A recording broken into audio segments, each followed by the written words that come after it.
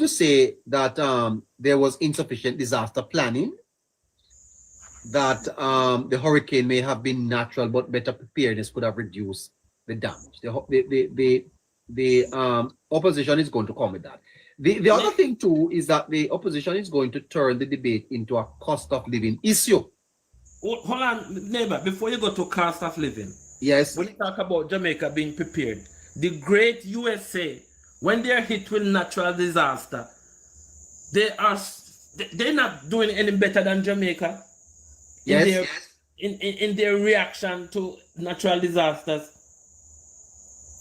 I've lived there and I've seen it.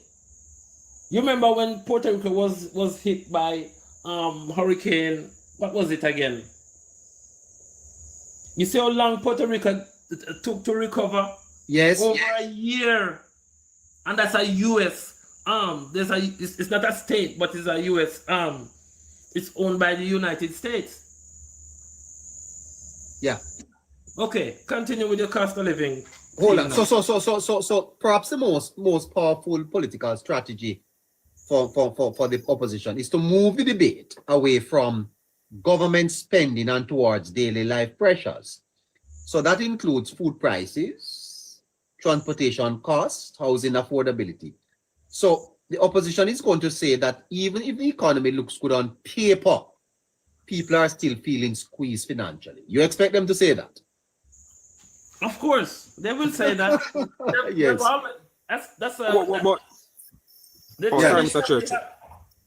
Yes. Traditionally, they have done that. Yeah. So you don't expect anything different this time around. But it's two things. Sorry. Go ahead, just two things, Mr. Churchy, before I forget. Just two things. Whilst neighbor would have said we are expecting them to come with a certain type of criticism. Let us be fair to the conversation and reality in the sense that yes, there were rooms for improvements in many ways in terms of the preparedness and even the afterwards response. It's not to say that the government did not do an awesome or stellar job, but it is the manner in which they will be coming to discredit the government. While so what they will do, neighbor, in other words. So yes, on the paper, the facade would be this could have been handled better, which is reality. However, the arguments supporting that headline from them afterwards are going to be our problems, right? That right, neighbor? Yes. Because in a real life, we have to admit, say, okay, because the government are only human, because are just humans in the government. So, of course, there were rooms for improvement, but that's not our concern. Let me tell you something, Gustav. When the flood of Noah came, you see, so it's 40 days that it took Noah before the water subsided, 40. People talk about recovery. The World Bank said the recovery was world leading. World leading. The next day after the hurricane, or the day after the Prime Minister landed in Black River, I remember hearing Mackenzie coming on radio to say the whole of Black River is underwater. I went into St. Elizabeth myself. You understand what I'm saying to you, sir? Every disaster can be handled better. Every one of them. But we have to look at our capacity. Right. Okay? As a small developing state, we don't have an army with the Prime Minister said helicopters, we needed more helicopters. He had to wait for helicopters to come from America. We don't have the resources to do that type of response. In other words, who can prepare a nation for a Category 5 hurricane? Who can do it? I want to tell you something, neighbor. Jamaica's response to Melissa cannot be judged now. It will be judged 2-3 years from now. Yes. Yeah. We need to chronicle. We need to chronicle this period, sir, because there's a lot we can learn. Anyway, let me move on. So in simple terms, the political battle is shaping up as this. The government is saying we manage the crisis responsibly. We are rebuilding the country. the economy remains stable. Those are the government talking points. The opposition is going to say the recovery is uneven and too slow. That ordinary people are still struggling and the government policies are not easing the cost of living. Churchill, don't you see that those are basically the debate, what the debate is going to be about? Yeah, they're going to interject that in the debate, but it's very disingenuous. With considering what's going on around the world. Yeah. The interruption of the distribution of gasoline is going to definitely affect the prices of goods. So the counter argument to what they're coming with is we have no control of that. We're doing our best, yeah, and the government has put in policies to sort of shield the impact of high costs as a result of high gas prices, you know. So we have to be prepared for that argument, and we have to come ready to counter that argument to show the people of Jamaica there's a war going on in Ukraine, there's a war going in all of the Middle East, and we have no control of that. That's got Right. to be a counterpoint. Right. Protecting. I'm going to bring you in here. The government protecting the government of the Jamaica Labour Party under Holness has spent years building a political brand around economic stability and fiscal discipline. In the debate, Mrs. Williams reinforced that message by emphasizing responsible debt management, careful spending after the hurricane, and targeted support for families and businesses. Why does that matter politically, protecting? Neighbor, I don't know if you can hear me clearly. No. That matters because it is very important to have the citizenry understand that in plain terms, as Mr. Siaga said, when money was promising even other countries not owned by Jamaica, money that promise everything. And Mr. Siaga said, all the promise you want, promise free this, free that, free everything, free not. It takes cash to care.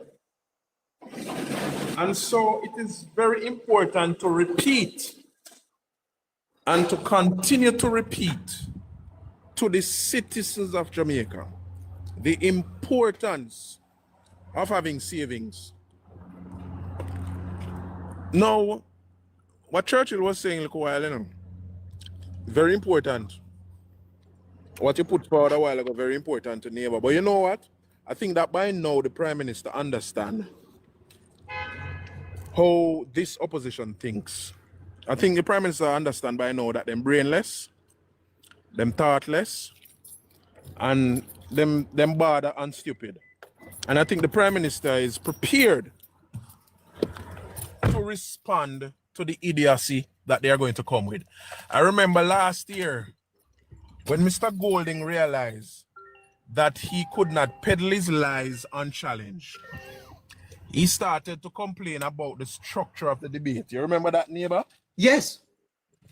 Where something that is practiced in Westminster politics for all its existence, right throughout the Commonwealth, Mr. Golding don't like it because he wants to peddle his lies and nobody should challenge his lies. Now, look at this. The Prime Minister, I believe, knowing this, has prepared himself and will continue to prepare himself until next week, Thursday, to respond to the idiocy that Julian is going to come with tomorrow and the further idiocy, the lunacy, the extreme lunacy that Mr. Golding is going to come with next week, Tuesday. I think the Prime Minister is prepared to respond because it makes all the sense, neighbor, that you have savings. I hear Comrade Mahfood said this morning that why the government has saved up all this money, 6.8 billion US dollars. Why don't the government spend some of it? It's a PMP ideology because they just believe in spending. They don't believe in earning and saving and preparation for just in case. They believe in spending what is earned. Yeah, Them but let me can't ask you, earn it. let me ask you this though, sir, please. Typically, the individuals tend to be selfish and not selfless. Selfish. In other words, if the government should say tomorrow we're going to double teacher salary, then we're going to take it. If they Of should course. say we're going to double policeman salary, they're going to take it. If the government Yeah. should say we're going to free up the toll road and everybody going to drive free and we're going to pay half of your light bill, everybody going to be happy. Yes. That type of thinking exists not only in Jamaica but across many countries. Isn't that where the PNP becomes a little dangerous in terms of getting people to think that somehow the government can do more and is not doing more? That kind of thinking, neighbor, is not just a thinking.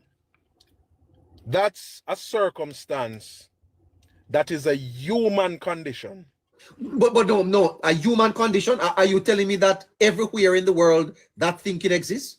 Neighbor, if I have the choice of protecting me from a situation and both of us stand up there and me a focus on, Yes. it's human condition. Individualism rules human behavior. Yeah. Right. Now, what a society has to do is to understand these human realities and put in place systems and structures to have the human citizen be more mindful of his sister and brother. Absolutely. We had something that was very instrumental in our country called civics. Yes.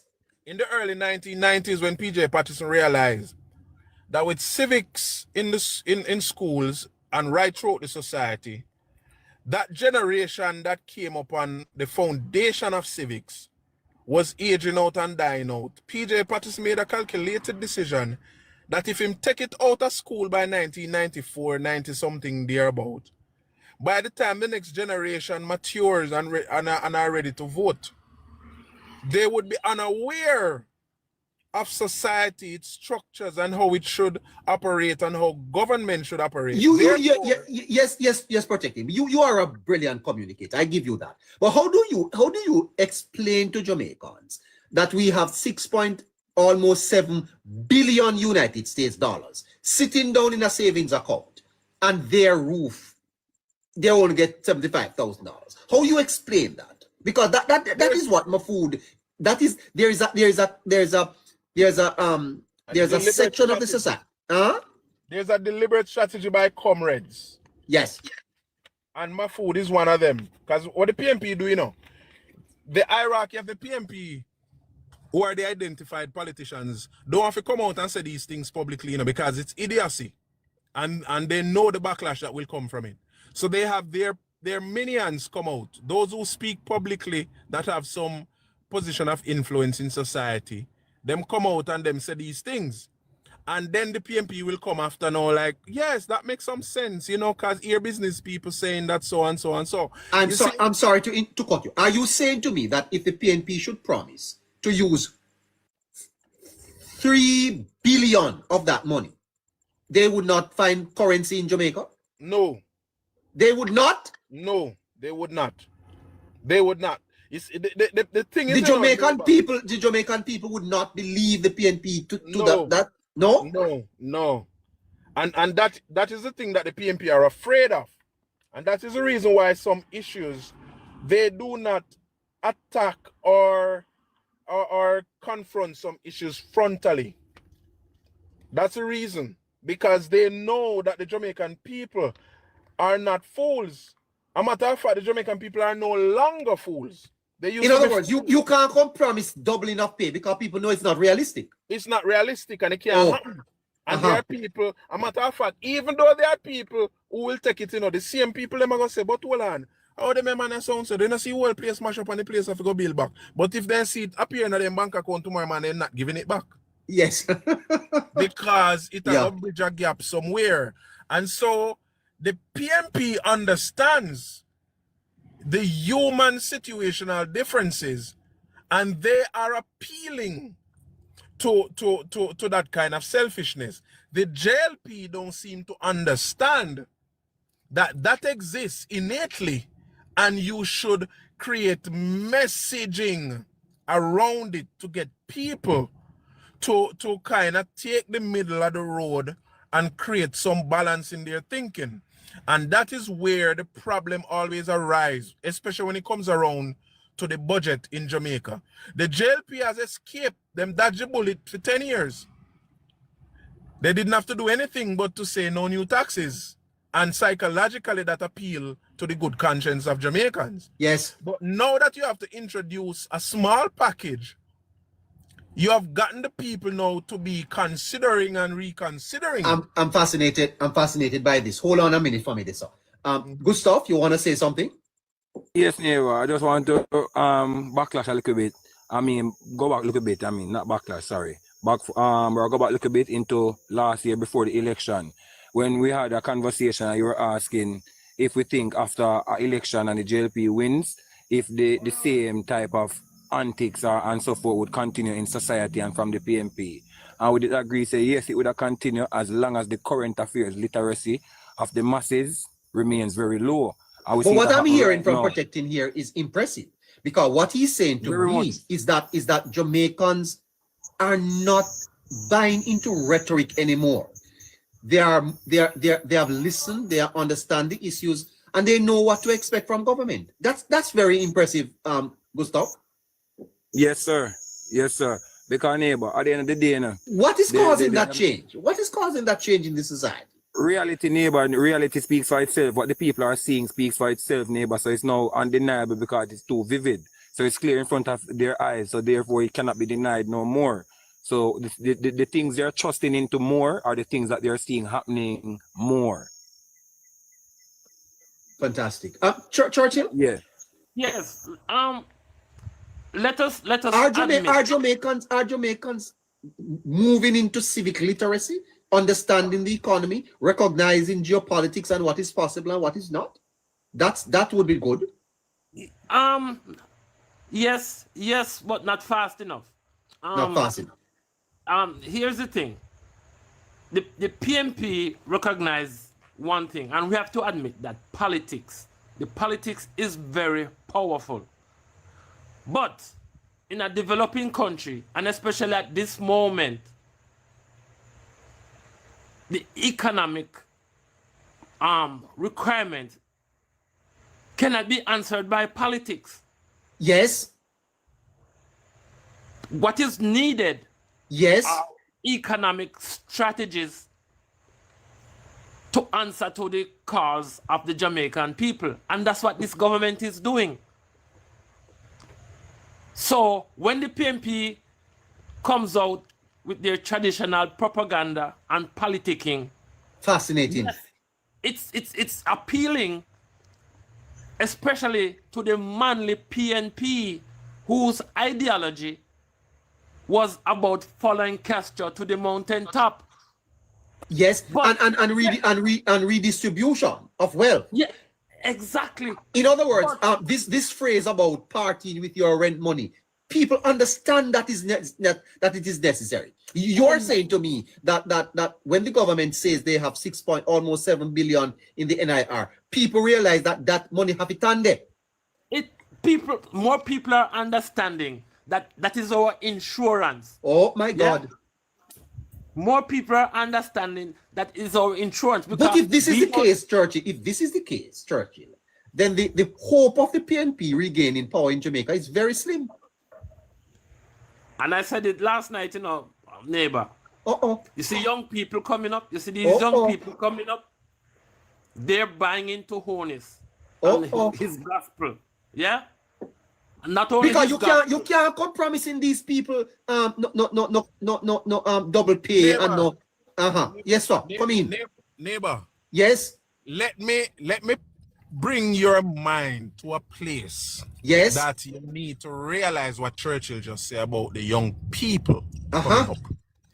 Notice the language of the government. You see, the government is communicating smartly now. It's just that those people who are already aged, you have to go fashion a particular kind of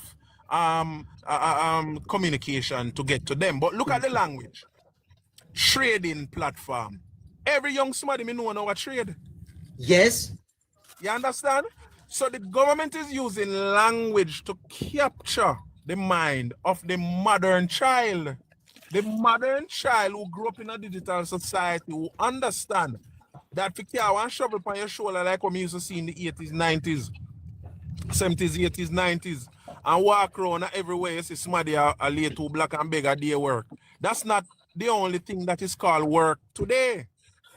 They now understand that work also means, or you can earn by jumping onto a trading platform, studying how the market is rising, falling, how it operates, and Yes. trade. Literally trade and make money legally. So it's the new generation, the new world, the new systems. So yes, the government is technically communicating to that cohort. It's just that you need the old-time communication to reach those who have aged out of the digital process. Let me ask you something. Lead me off on this. Is it also protecting that the people of Jamaica, that the government is so credible that it has built a level of trust with Jamaicans, that Jamaicans see their aspirations?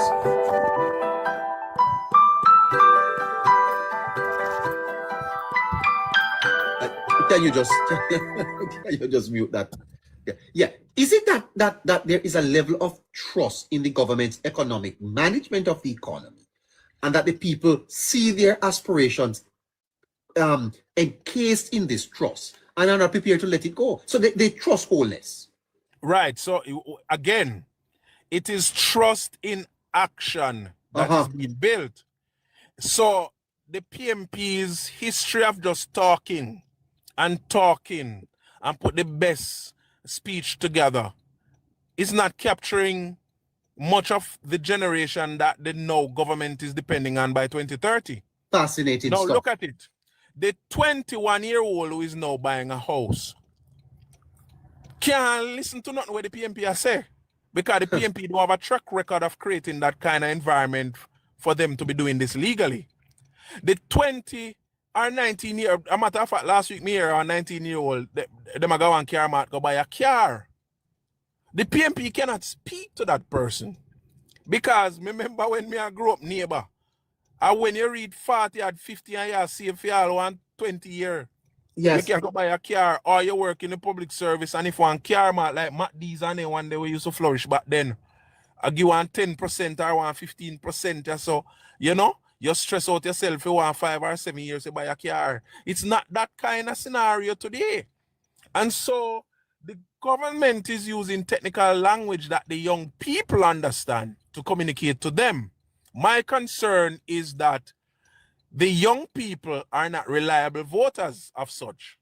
And so the reliable voters, we're leaving them on this mission as we move forward, because we're not coining the kind of communication to reach them. And that is a risk. It is risky. Yes, there's development. Jamaica is making progress, yes. Prosperity is in the society, yes. These older folks know, them see it, but they need somebody to explain it in granular language so that them can digest it. The young people understand, but them busy a drive up and down the new car and a keep partying at the new house where them buy and through them party last night and tired, and tomorrow election, then can't bother to go wake up, to go join the line, to go vote. But them appreciate what Andrew is doing, and Andrew them say. So there is a disconnect, a thin line of disconnect in the communication, because the reliable voters who support the politics, because remember, neighbor, policy me just outline look a while, Yes. So the policy will benefit the youth, and the policy will progress the nation. But the politics now needs the older folks who are reliable voters, because you have to consider the politics in the whole progression of the country. Fantastic. Oh, this is fascinating to even look at. Winston, your take? Yes, neighbor. Good evening, and to your listeners. Good evening, sir. I just want to pick it up from the angle to say to you, neighbor. On September 3rd, 2025, the PNP were able to motivate and pull out all the Ratoon PNP to the poll. You don't call him raccoon, sir. And those Ratoon, 400,000 of them on a Ratoon raccoon, man. PNP are from Michael Mann the days, who was so fascinated by Michael Mann, the smooth sailors, you know? And so therefore, over the years, the PNP has failed them in their optimism.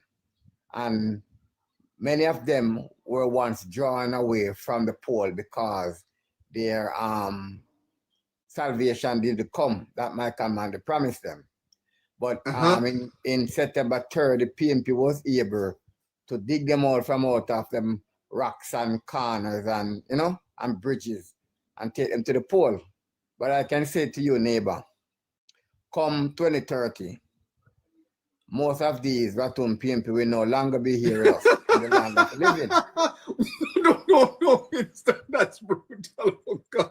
Don't call them unalive other people, man. No, man. I and you could go before them. yes, possible. But yeah. you know, therefore, neighbor, yes, the Ratoon. The young generation that are here protecting J.A. speak of. Yes. Where the young generation like my daughters and others and her friend who are inspired by the new Jamaica, inspired by the opportunity that is available to them, where every inspired young people now can go to the university. I must tell you, Winston, I am lifted to hear this. I really am. I'm inspired to hear that Jamaica is changing into civic literacy, where people are no longer buying rhetorical nonsense from politicians. They are looking at the issues and they are rebuilding and developing trust back in the politics and our leaders. This is fantastic news. And neighbor, I can tell you this, neighbor. I am a person, even when I was active in the church, I am a person who interact well with the youngsters, right? Because I'm a very popular person. And I know of young people who are breaking from family tradition, come from strong PNP background. But Andrew them say, may I tell you this, neighbor, Andrew them say, and on September 3rd, they walk out of them parents' home and go vote for Andrew because they see the direction where this man is leading the country. They get to recognize that, listen, no longer may I have to depend on a rich uncle or a rich auntie to stand guarantee for me. So I can go to university, I can write to the student bureau on my own and pick up my loan. So the opportunities are there for them to eke out a pathway for themselves without having to depend on anybody. So if this is the case, if this is the case, Winston, how does the PNP craft a message that challenges this one that the government now is on? It's a difficult road. Neighbor, the PNP have no answer to this because the PNP campaign and time come, because what happened is they are saying, oh, time come for us to put our hand in the cookie jar and do distributing to our loyalists.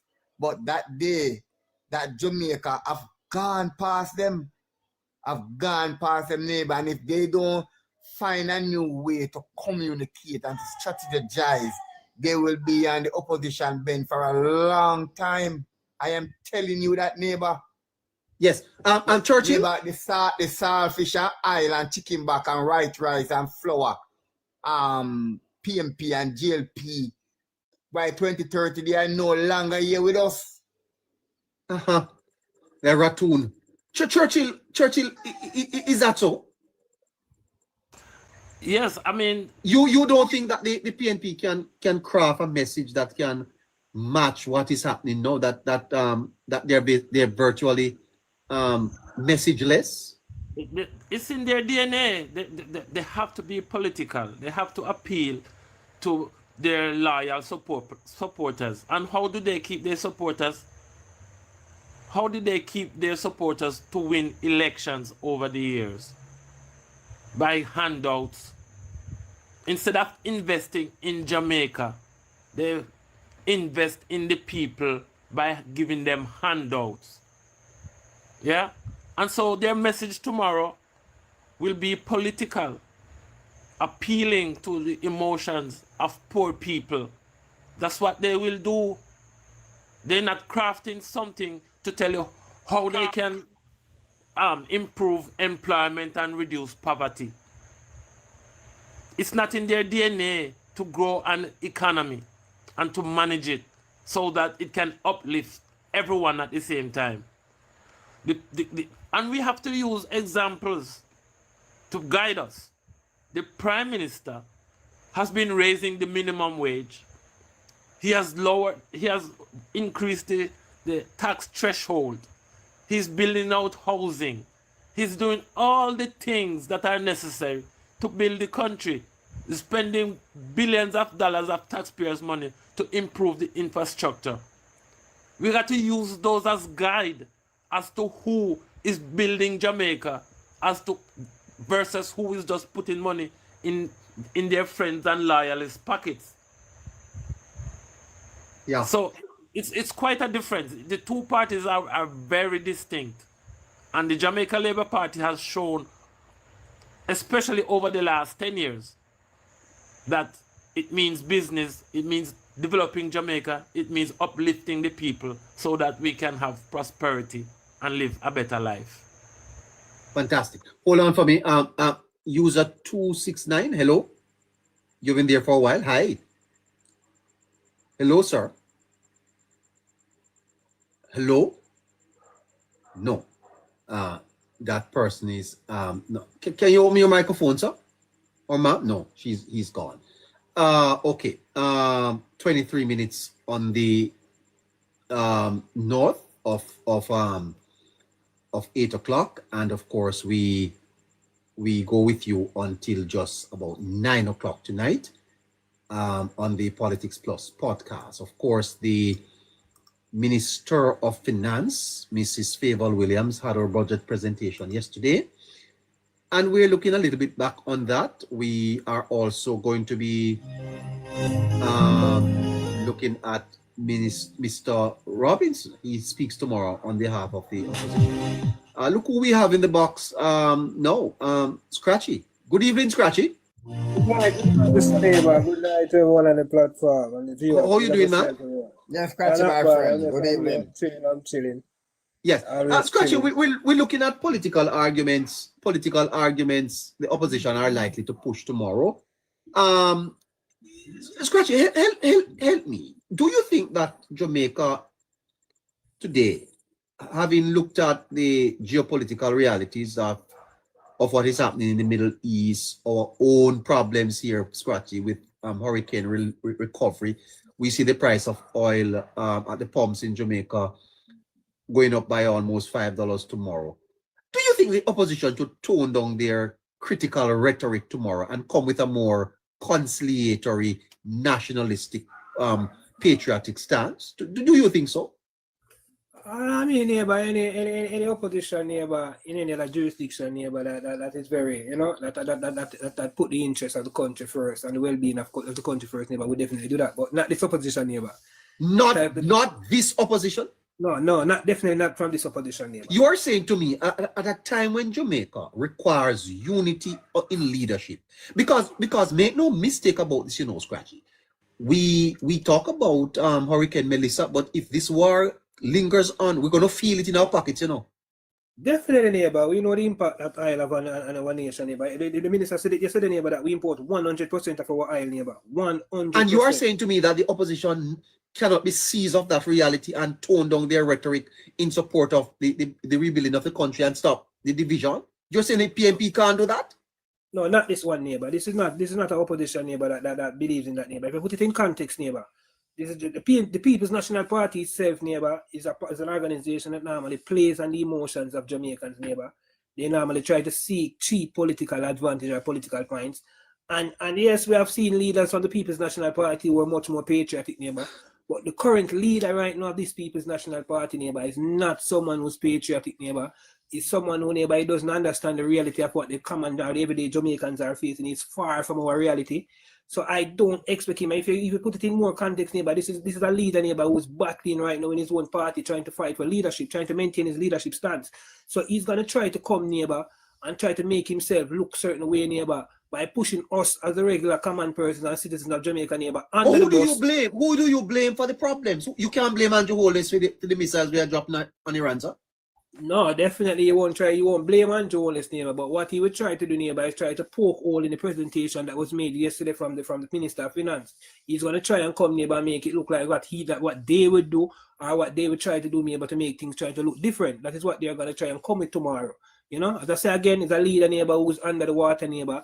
He is facing leadership challenge, so he's not gonna come and try to make it look like he is in an organization with the governing party or stand with the governing party. And if you won't stand with the governing party, stand in solidarity with Jamaicans, he won't do that, neighbor. He's going to do what he always do, neighbor. He's going to push us under the bus, neighbor, for his own political advantage, neighbor. That is all he see, neighbor. This leader only see his own political advantage, not even the party, his own political advantage, neighbor, fighting for his political life, neighbor. So I don't expect, neighbor, the opposition to come with anything tomorrow, neighbor, that will stand in solidarity with Jamaicans, neighbor, or show Jamaicans that whatever is going on is not an Andrew Holness-led administration issue. It is a global geopolitics issue that we have no control over. We are a small developing nation, neighbor. We don't have any form of military might, neither the financial nor the economic might, neighbor. So we don't have any talk in this, but he's not going to come and tell Jamaicans that, neighbor. He's going to come and make it look like the budget that was presented yesterday, neighbor, is not for anything. It's not in it for the poor, for common persons, neighbor. And the government is not being responsible in its response to what is going on in the geopolitics. That's what they're going to come and do. But Scratchy, how is the opposition going to regain state power in Jamaica? Because I'm hearing from my callers that the majority of Jamaicans understand the issues. They watch cable TV, they are on their phones, and they know that the government is acting in their best interest and has done reasonably well under the circumstances. How can you craft a negative message in Jamaica today and expect to win on it? It's not going to win you anything. Well, definitely, neighbor. Jamaica is a country, neighbor. If you look at our voting population again, we have to always put things in context of Jamaica. Neighbor, any other jurisdiction around the world, we lived in, neighbor, with this type of government, neighbor. Andrew Holness would have got all 50 seats. But Jamaica is different. He only given it school lamp on 35. That is show you how different Jamaica is. So to put, neighbor, even though Jamaicans might understand what is going on, neighbor, a lot of these persons, neighbor, they don't vote for the policies, they don't vote for the program, despite them understanding what is going on. They don't turn up to the polls and show their support for these things. Now, the opposition, neighbor, love to tout 400,000 Jamaicans who went out and support them. And if you look at corporate Jamaica, the opposition have some organization in corporate Jamaica, neighbor, who have strong holding in Jamaica, who support the opposition, and these guys are going to come and push the opposition. They're going to come and push the opposition narrative. The 400,000 persons who went out there and vote for them. We have to always remember that, don't make it look like the opposition don't have any form of support. The opposition had 400,000 persons who went out there and voted for them, and a lot of these 400,000 persons, neighbor, are persons of influence and who hold some form of power in Jamaica, or some form of high office in Jamaica. Money. Money. Have money, and they can push the opposition narrative, neighbor. So we don't come on this platform and be fool and talk about the opposition this or the opposition that, or Jamaicans this or Jamaican that. Jamaicans don't vote, neighbor.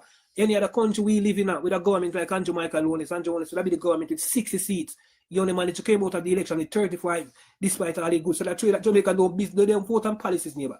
They vote on the side that they choose, whether it's green or orange. And the persons who are well-thinking Jamaicans, neighbor, they tend to stay away from these type of arguments and don't support the political framework or the political landscape. So we have to put it in context, neighbor, and know that yes, the opposition, neighbor, they are going to try and come and poke some more in whatever the government is the president yesterday, and they're going to try their best, neighbor, to see how best it can resonate on Jamaicans, neighbor, with what we call their proxies. Because if you look at even the war that is going on right now, Iran has a lot of proxies. There are proxies outside of Iran, neighbor, who's defending them and trying absolutely. to As a matter of fact, it's getting very bad, Scratchy, and some of the people are here defending them. Boy, I tell you, amazing. So just like the opposition, neighbor, the opposition have proxies, neighbor, and some of these proxies, neighbor, they have power, they have money, and they have the will to can push the opposition narrative. So they're going to push it, neighbor.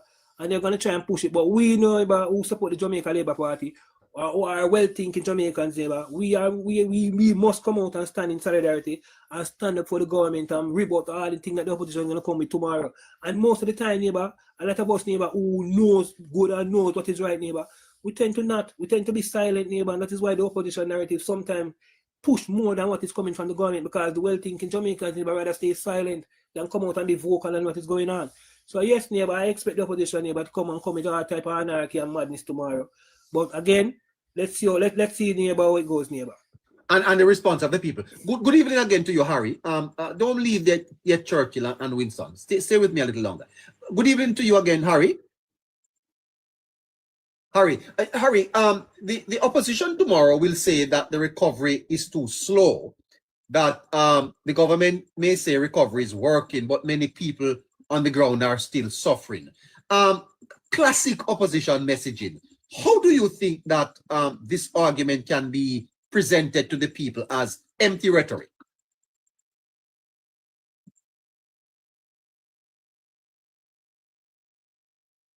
Which, when you look at the even though we have the taxation, the most vulnerable people who the opposition will be targeting, because that is the set of people they will be messaging to. And to show it's empty is to also highlight the fact that even with an increase in tax, the government did not, the government protected those persons. And in fact, to show the even emptiness as well, let's look at the $10 billion that is being given back to the people after Melissa. That is something that has never been done before. And if the government is one in which that doesn't care about the people and the people's interest and so on, then these are things and moves they wouldn't have been made. And it's not a political move by the administration, because what? We don't have an election due anytime soon. Yes. So the opposition can't actually pull that card out of the hat. They have to suck it up and take that punch. So that is just one of the ways in which you can prove that it is empty talks, neighbor. And then of course look at the lack of alternative that we will see coming out of the speech as well. Because if you are going to accuse the government of, not doing right by the people, and to show that you have substance, then you have to provide proof and a plan. From what we know, neighbor, what we've experienced, it is 4 months after the hurricane and we still don't get a plan for the hurricane. So we don't expect a plan from the opposition in terms of governing Jamaica in a time like this. Yeah. Another thing, Harry, is that the benefits are not reaching the poor. Another expected criticism. The government talks about economic success, but the average Jamaica is still feeling pressure from the economy.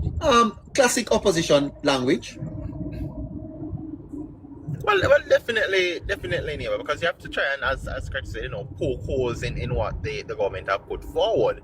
But it is one in which they also will offer or appeal to their own thing in terms of sensationalism, and that is a classic one from the book.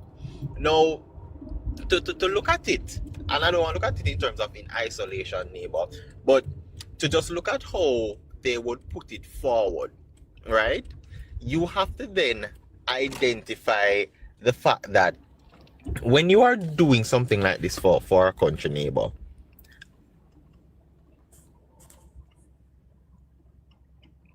Yes.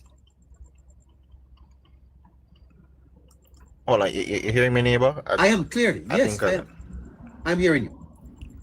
Hold on, because I'm going through a little area that is I'm hearing a feedback from my end.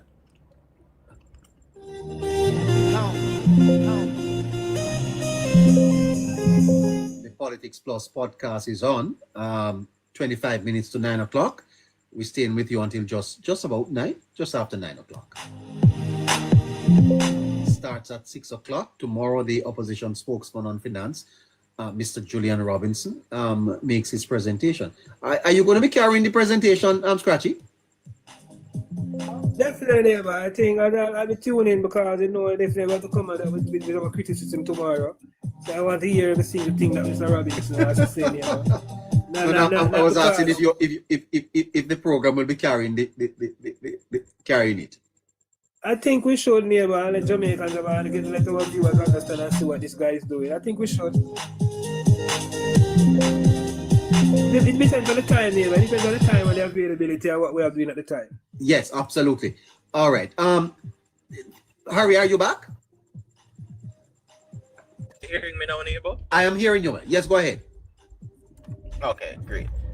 Just repeat it for me because I think I'm going out again. Go ahead. Right. Okay. Let me move on from that, Harry. The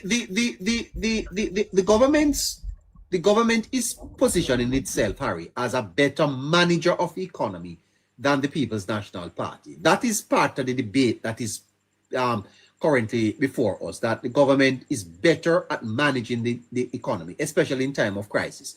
Would you say that is a strong argument, and would you agree with it? Well, neighbor, the track record, to be honest, has shown that, and we can't argue against the facts that we have. This is not something in terms of how we feel and what we think. Yes. The numbers are there, the achievements are there, the lived experiences are also there for these people. Yes. And we can't ignore the overall experience of a nation.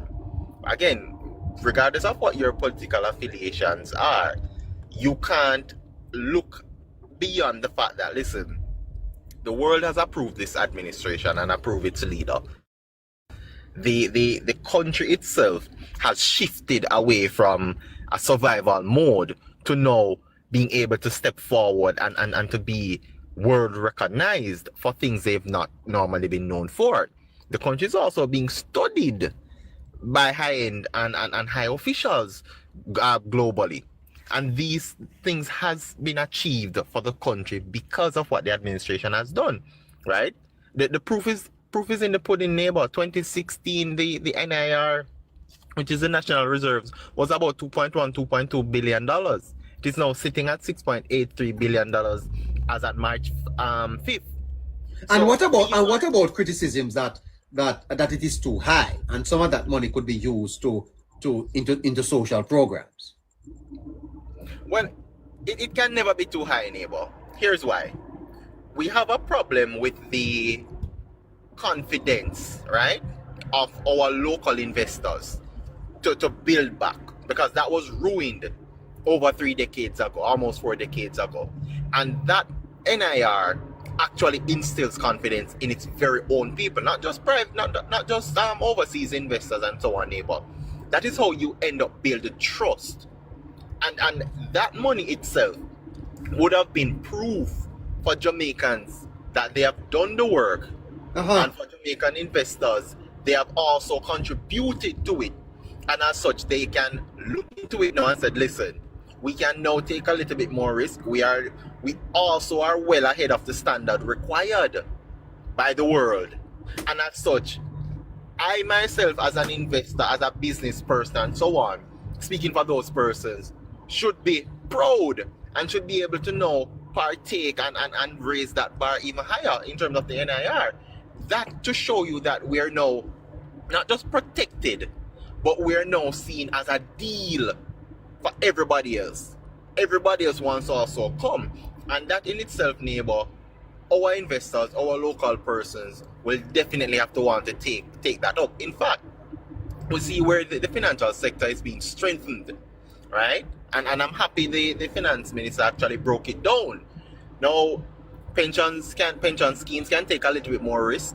We have money that has been lingered in Jamaica, not doing anything, that can now drive growth. And these are things in which business persons will look at and have been looking at for years. In fact, that in itself, the one for the insurance and the pension scheme, is something they've been calling for the last 15 years, right? In order to ensure that the country itself can produce more, can generate its own growth, which would say organic growth, right? Organic development by itself, and not depend on overseas investors. And this is something, for example, the Michael Leachin has spoken about over 2 decades ago, neighbor. He was one of the persons who pioneered and asked for that 2 decades ago. And to see that now, businessman like him who wants Jamaica to, to push forward and so on. The private sector has been asking for some wiggle room, and we know those are the persons who drive real growth in a country, right? Not the consumers per se, right? But the movers and shakers or the innovators are those who we need to believe again in their country. And when they see that NIR neighbor climbing at such rapid rate, they know they can believe that they will also have cushioning in a geopolitical time like this, in a time like Melissa, where yes, we lost 41% of our GDP, but guess what? If needs be, if the world is ending in a way financially that we need backing, we too can look at it and say, yes, we have the coverage, and because we have the coverage, we can now flex a little muscle to build better, to build forward, and to build together. $7 billion per second. Can you close Winston microphone for me, please? Wait. What about if you have a machine to make 170 million? So it is one neighbor, as the finance minister says, we can't party with the rent money, and she was spot on with that. Because imagine, right? And I can point to it to show that this is something instilled in the People's National Party. Because when Melissa happened, neighbor, and the discussion regarding the JPS amount, one of the PNP activists, Hugh Blair, and I can proudly name him because he was very bold with it, said that we should be able to go and take money out of the NIR and do the recovery, which would have weakened our position, not just economically, but globally. We would have been sending ourselves back further than 2016 levels. In fact, we would have pushed ourselves back to almost pre-2007 levels economically, which also would have now devalued our money, because we all know how the NIR works, neighbor. And that is one of the things that have also helped us to curtail the whole aspect of inflation, along with the BOG, of course. But that in itself has commanded so much respect from the world that, neighbor, we could have get free money, we could have get more grants, because people believe in us. And as such, we internally have to look at it and say Jamaica is in a strong position. In fact, the standard of the how much money you should have in your NIR, neighbor, is approximately about 12 weeks, right? Jamaica triples that, and that's why I said it's over 300%.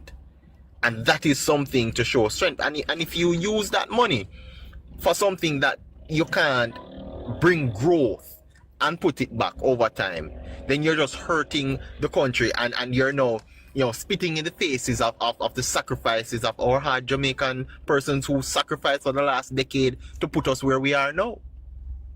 Fantastic. Churchill? Yes, neighbor. Churchill. Do you think that the government's emphasis on fiscal prudence and global recovery, gradual recovery, is resonating with ordinary Jamaicans, or does it risk being overshadowed by the opposition's rhetoric? Do you think Jamaicans are understanding the government's strategy to be fiscally prudent and to recover the funds? I think it's slowly getting through, neighbor. It's getting through. But it's slowly getting through. Why would the opposition be insistent then on their messaging? Because their messaging hasn't changed at all. Exactly, and that's the point I've made before, that they're gonna come with their traditional politicking, yeah? Appeal to the poor. They're gonna come and appeal to the poor and a certain class of people to bring them out. They want to bring out the same base that they've relied on over the years. But the dynamics is changing. Jamaica is developing. Jamaica is now showing that economics matter. Yeah? So to be prudent, to be fiscally responsible, politics is very powerful. But when you can prove to the people that what you've been doing to build the economy, to make more people invest in Jamaica so that poverty is driven down, employment is risen. People are slowly buying into that, and it's working. I mean, again, it's gonna take the, as far as this recovery is concerned, the judgment will be out in about 2 years. Regardless of what is going on now, in 2 years' time, people are gonna look back and say, boy, you know, the government really put his hands to the wheels and turned things around. And they have proven that they can do it. We've been through a COVID-19 pandemic. We've been through Beryl. And we're going through Melissa now. Are we gonna come out stronger? And in the next 2 to 3 years, Jamaicans gonna look back and reward this government for the good work it has done with the economy, its fiscal responsibility, and just plain satisfied with what this government is doing. Yeah. Scratchy, Never. how do you assess from here, Scratchy? Having listened to Faval yesterday, how do you assess the administration's performance? Because this is the first budget after a natural disaster. And I listened to some analysts today and last night, Scratchy. And what I hear them saying is that you would not even know that we had such a disaster. Is this really not amazing for Jamaica, Scratchy? How do you assess the government effort at calming the waters, managing the resources, and giving Jamaica a sense of hope even in the middle of a crisis? I mean, neighbor, last night I heard you said something, neighbor, where you said that because, and this is not to glorify or give Nigel Clark single-handedly any form of glory, but it's because, you know, because as I said before, it's the cabinet that construct the budget, neighbor. Because of the wonderful work, neighbor, that was done, neighbor, from that time, neighbor, with Nigel Clark, neighbor, and the cabinet of that time coming into now, neighbor, it has made it much more easier, neighbor, for this administration, neighbor, to maneuver and plan this budget, neighbor, going forward. Because if you look at the reason why Jamaica we were under the water for so many years, neighbor, it wasn't because of no, it was because of our past. So yes, our past, neighbor, from since this administration has took government, neighbor, has definitely shaped us, neighbor, and this administration has created, neighbor, things in a much better way. They have planned a way, neighbor, they are forward thinkers. They plan the budget in a way, neighbor, where each budget cycle, neighbor, overruns the next one. So planning the 2026, 2027 budget, neighbor, is not just this year, neighbor. This budget is making space and creating revenues, neighbor, for the 2028, 2029 budget and going forward just like that in the same cycle. So that is one of the main reasons, neighbor, why we see it is so easy. And this budget is crafted in a way, neighbor, where a lot of persons looking out or looking in won't understand. I won't know that Jamaica went through a category 5 hurricane. We lost over 48% of our economy, neighbor. It is because of the work, neighbor, that was done before the foundation was laid, the foundation was set. So it is much more easier now for Anti-Faval and the cabinet, neighbor, to craft a budget going forward, neighbor, because a lot of these benchmarks that we were set, all right, case to show you, to prove my point here, neighbor. The government had planned to raise the income tax threshold to 1.9 to 2 million from about 2 to 3 budgets before, neighbor. yes. From about 2 to 3 budgets before, neighbor, that was planned, neighbor. So that is to show you how forward thinking the government is, neighbor. The government knows where its revenues are, neighbor. The government knows where it can miss up and where it might have shortfall and downfall, and knows exactly how to pick up that, neighbor. So it is not like, neighbor, we were in a space, neighbor, where the hurricane happened and the government had to rush and be mad and crazy and trying to find things there, find things there. This was already entrenched, neighbor. It was already, the foundation was already laid. So this is a government, neighbor, that is very forward thinking. And this is the difference between the Jamaica Labour Party and the People's National Party, neighbor. When the PNP came to us in budget time, neighbor, the budget was just presented, neighbor, directly for that specific financial year. And then next year now we have to wonder and ponder where we are going to get this, where we are going to get that. So that is why the government could have given us this long stretch, neighbor, of no new taxes, because the government know that based on its revenue and where it looks, it know that, okay, next financial year we don't have to go to no taxes. Next financial year, and the government knew from early now, neighbor, based on what we had, that yes, we're going to ask Jamaicans to come back with some taxes. So it's forward thinking, neighbor. Anti-Faval and the team, neighbor, doing a wonderful job. And I can say, neighbor, the leadership style and the leadership quality, creativity that is done by the leader of the cabinet, neighbor, Andrew Michael Lonis, neighbor. give anti-favor a much more easier chance, man. And kudos to Alisha, kudos to Nigel Clark, neighbor, for laying the foundation, neighbor, so that anti-favor now can just come and just follow that blueprint going forward. So it is a forward-thinking government, neighbor. This is not a government that just think for now. This is a government that plans and tell you that this is what we're going to do 5 years from now, 6 years from now.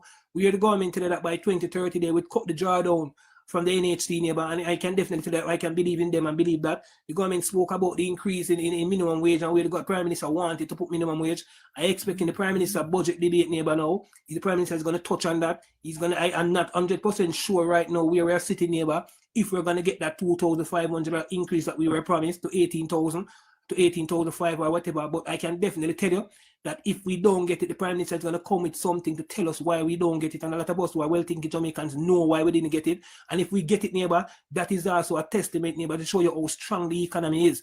Neighbor, the Jamaica economy is in the best position, neighbor, that it has ever been in the history of Jamaica right now, neighbor. We have never seen our economy like this, and I tell you, neighbor, this is a result of the Prime Minister.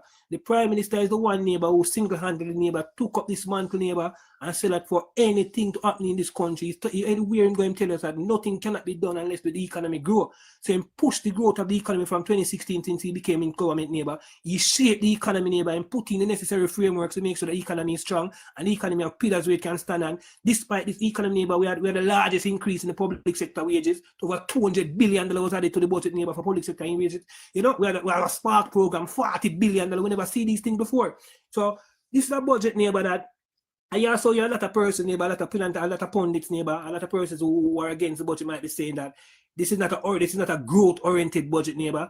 This is not a budget that expand the economy into certain level. But they must understand, neighbor, it is a stabilized budget, neighbor. And it's a budget, neighbor, that is responding to a crisis. So when you're responding to a crisis, neighbor, you're not gonna, neighbor, if you have a house, neighbor, you're building your house, and your house get damaged, neighbor, you're not going to try and add on 5 more rooms before you try to fix the damage part. You're going to fix the damage part first. So this is what the government is doing, neighbor. We have losses in agriculture. So the government is putting more revenues in agriculture, neighbor, to offset that losses.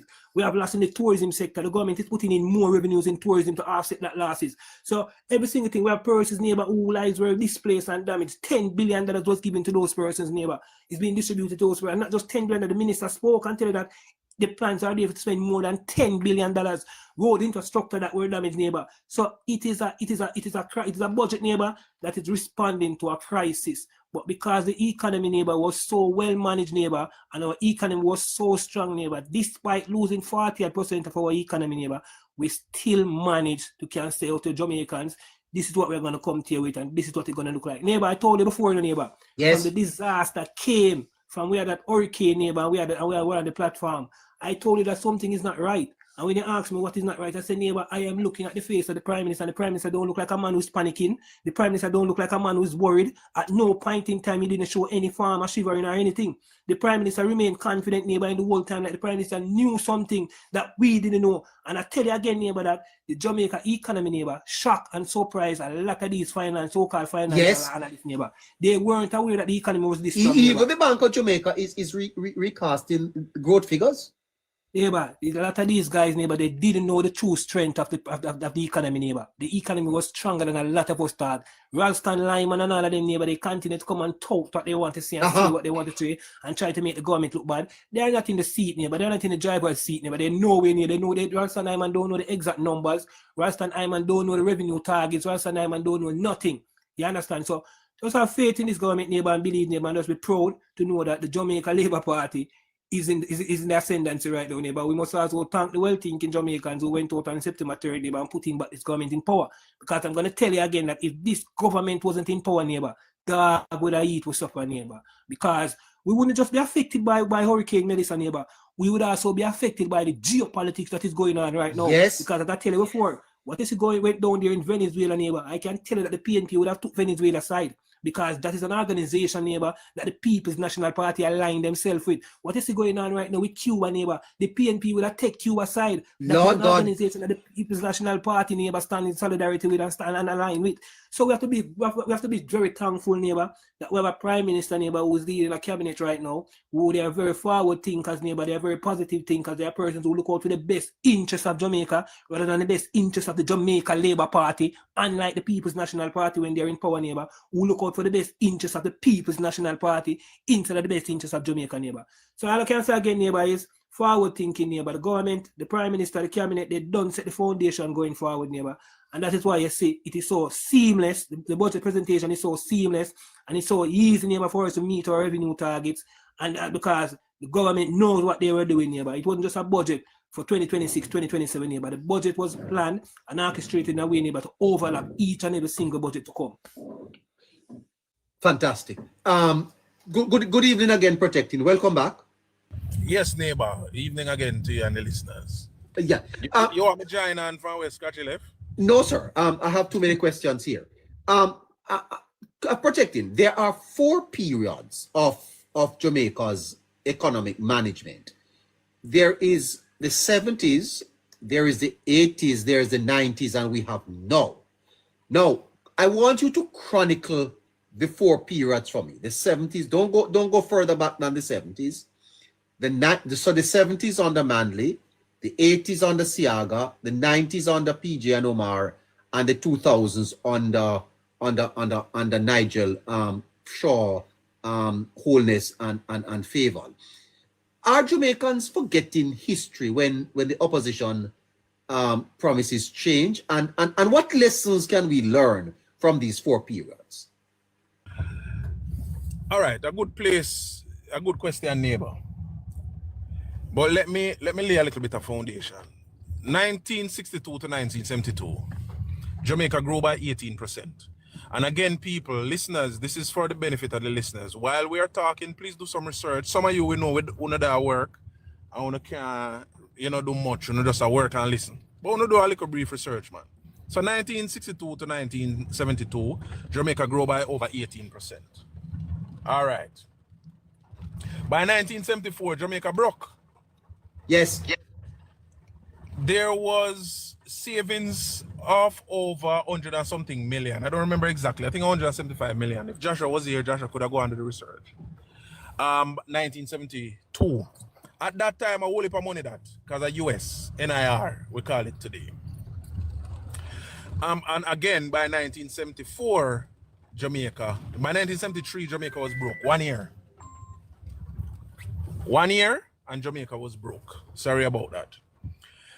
Between 1973 to 1980, we were suffering. By 1974. Okay, so you've made a point that when Manley came to power in 1972.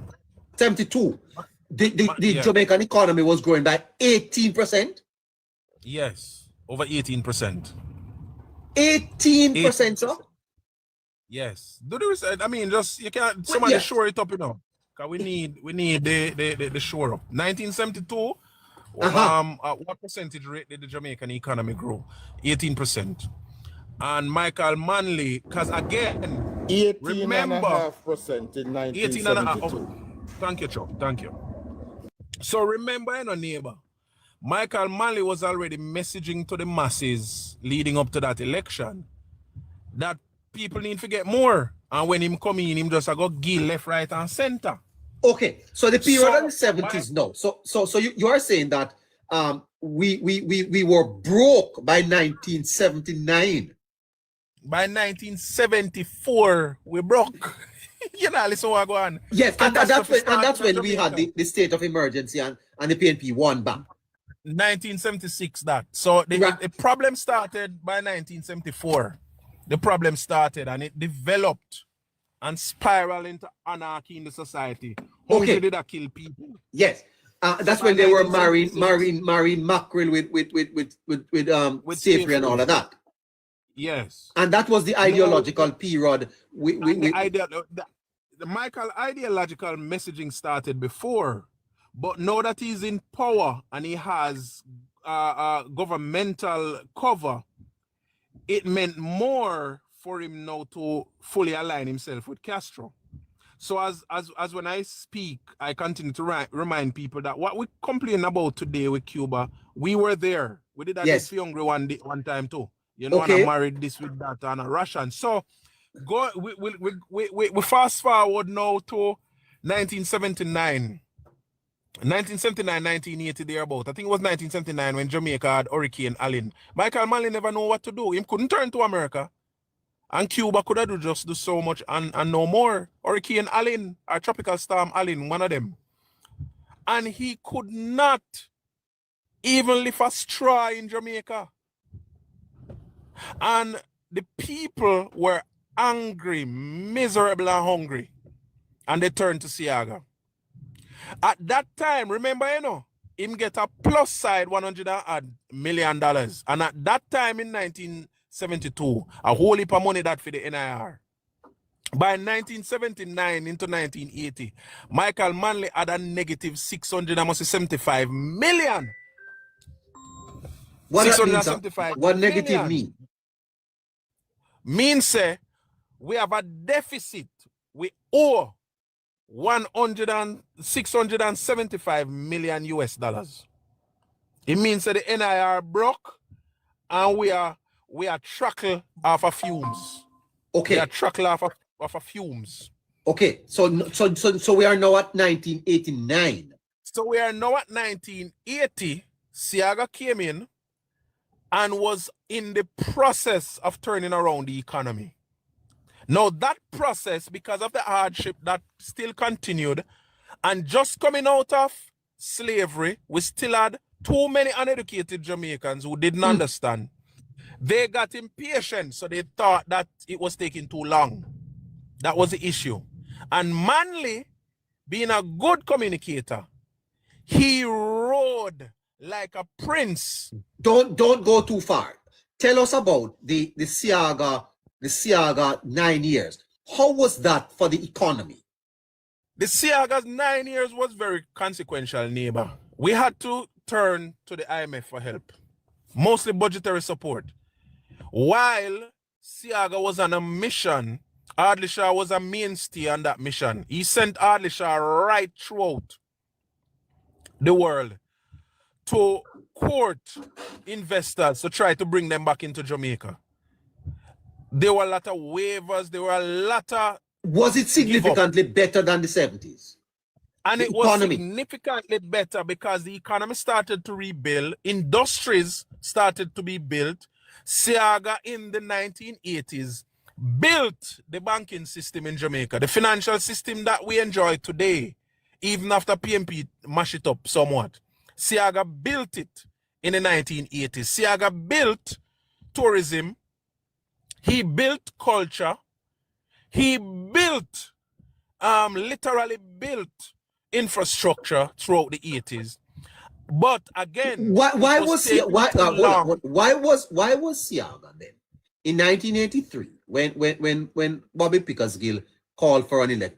Even the Carlstone polls were showing the Labour Party behind. By 1983, sir, when Siaga had to call a snap election, he was behind in the polls. Why? Because it was the situation then is the same thing that the PMP doing now. What they're doing, the same unease and the hunger and the degradation that came out of the 70s, it came into the 80s. And so the people were still struggling. Angry. The people were still struggling. They were hungry. And they still wanted to see a change, and it was taking too long.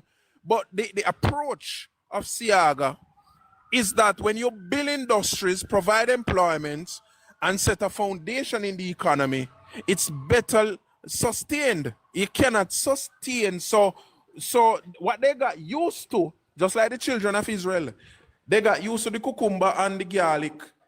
But there were no cucumbers and garlic, sir. No, you are saying to me that we were broke.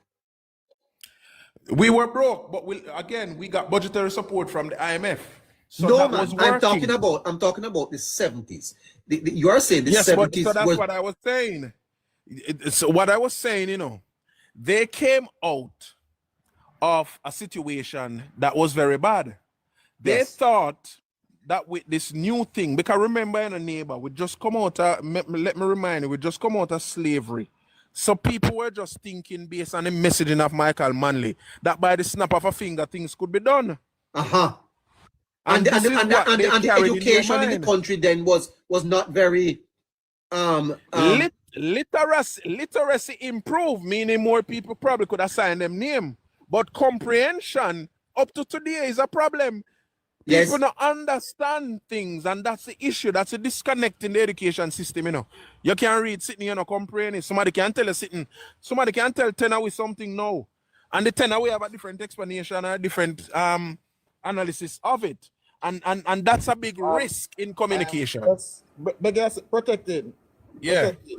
I believe you leave out one part of the manly error, which probably will cause some confusion. You have to put back the part that says he also chased out the business interests out of Jamaica. Yes, So there man. was no job, there was nothing for the people. to Nothing do. for the people. Yes. So now they were Yeah. expecting Yeah. more. Hold on, please, Protecting. Just give me a second. Let me just catch my breath and come right back. Give me a second. Catch my breath, coming right back. 6 after 9.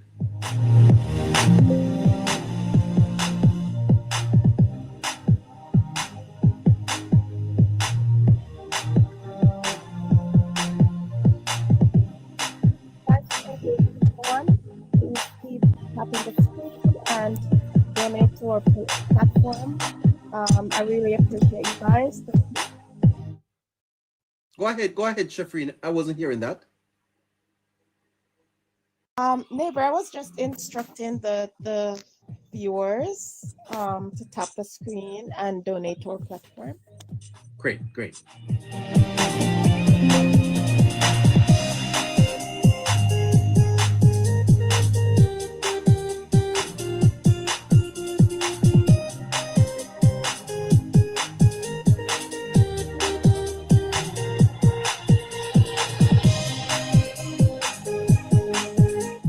All right, so we're gonna be going back to protecting Jamaica.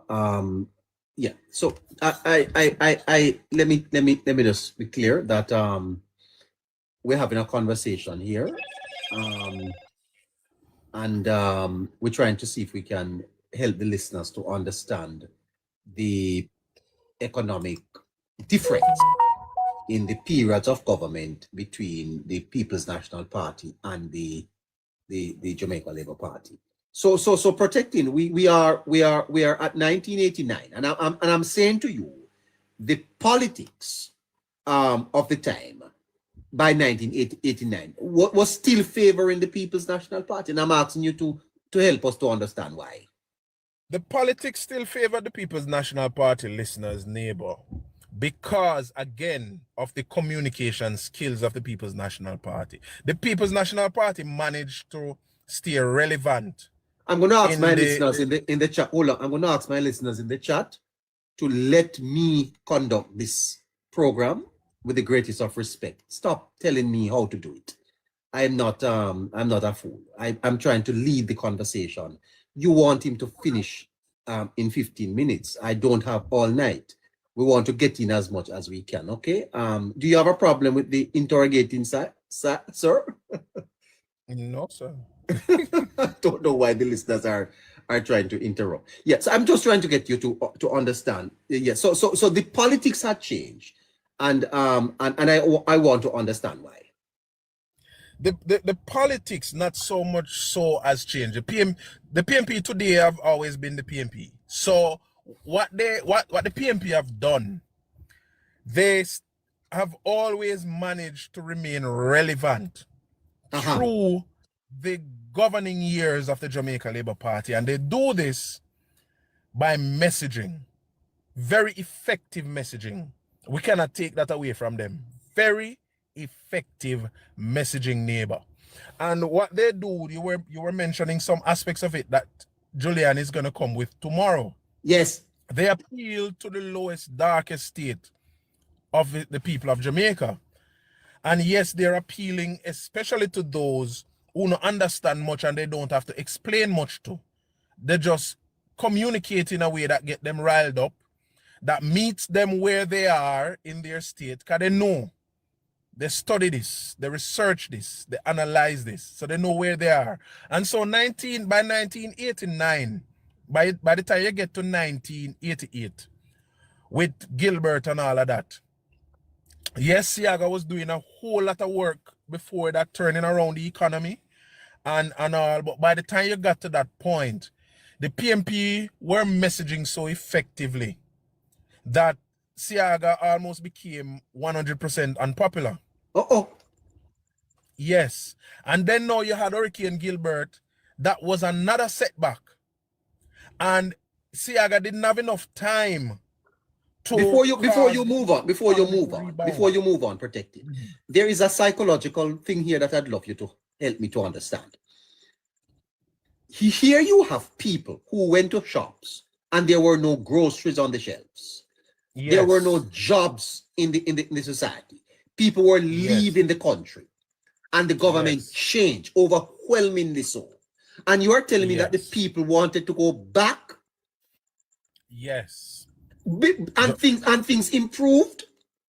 Yes. So were there groceries on the shelves? Were people getting jobs? They are not, just like now, they are not used to the kind of improvement that was being brought about. For example, you're coming from a situation where you come out of servitude 10 years ago, right?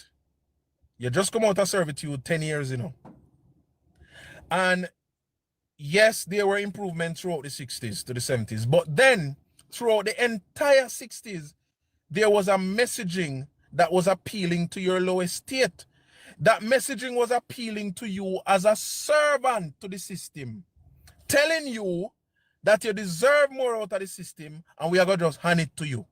So by the time the Jamaica Labour Party turned the corner with Jamaica, Buster and Shearer and Siaga at the helm, by the time the corner turned, the people were still thinking that we just come out of servitude, but there is a way to get it free without doing anything. So just imagine now another 8 years of now it being handed to you. The same thing that was promised, it's now being handed to you. You literally not have to do nothing for it. And then you enjoy that 8 years. That is the cucumber, even though sufferation did go on, Manly still found way with whatever it is that was coming in the kitty to mine a few. Him couldn't mine everybody. He still found a way to mine a few. And those are they who speak strongly on behalf of the PMP today. Now, just imagine now the 80s come around. The JLP don't believe you and you're not now, go work. So the JLP build an economy with industries for you to go look work.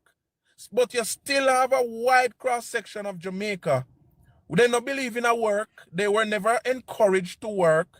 They don't understand the meaning of work. Then we sit down right at your workplace gate. And as you're done work and come out, then beg you something. That's how the PMP are. And that's the people that they build. They literally design these people for themselves. Now, just imagine you're coming out of an 18.5% growth in an economy. Economy expanded rapidly. Lee Kuan Yew came to Jamaica in 1963 and he was impressed. Came with Canada and all of them. And he was impressed. No, 1963 or 1966. Somewhere there, 1966. And he was impressed. Went back because at the time, Singapore had just gotten independence from England and they were separated from Malaysia. Because Singapore and Malaysia were joined together. They were twin. And Lee Kuan Yew was seeking out a way how to advance his country. And he used Jamaica's model that was shared with him by Edward Siaga. Just imagine 1973, Lee Kuan Yew revisited Jamaica to see the progress. What you are saying to me is that the period of the 70s encased in Jamaica a culture that remained in the 80s. So what Siaga was up against is a norm, a psychological embedded culture in the people that was difficult to break. It was difficult to break while managing the recovery of an economy. And like there was nothing to do, so them could have just focus on trying to bend the people's mind. So just imagine in the middle of that kind of situation trying to rescue Jamaica. The PMP was on the other side, now the opposite. Messaging to the lowest, darkest state of the people, reminding them that you used to just get it by doing nothing. This man come build factory and I tell you if you go work.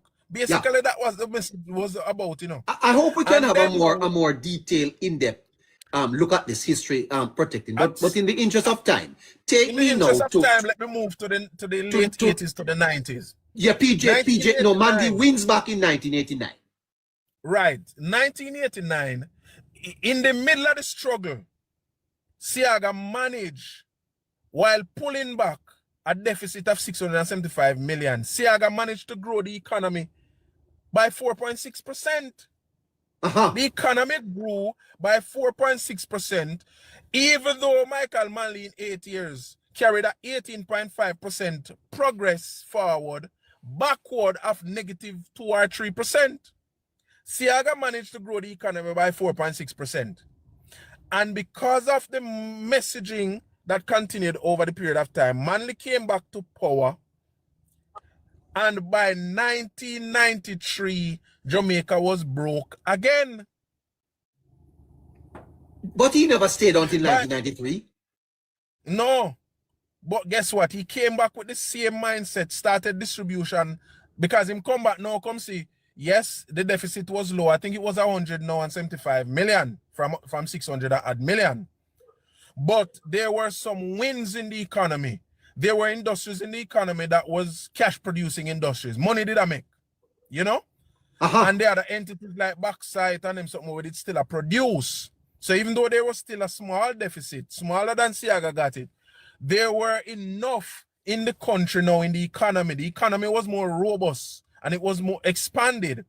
So him get more money now to distribute some more. So by the time him get 1992 and over to PJ, the country was already heading back down. And then now PJ was all along his right hand. Because a lot of people see Fresh Prince come out and don't know where I come from. Fresh Prince was always there in the shadows as the right hand strategizing for Michael Manley. Fresh Prince was always the one strategizing to keep the negative messaging. And so Fresh Prince came in after some problems too. Him come and take over the party. And he continued, even though more covertly, because him not the one who filled with bluster publicly. And so by 1995, the economy was in a nosedive.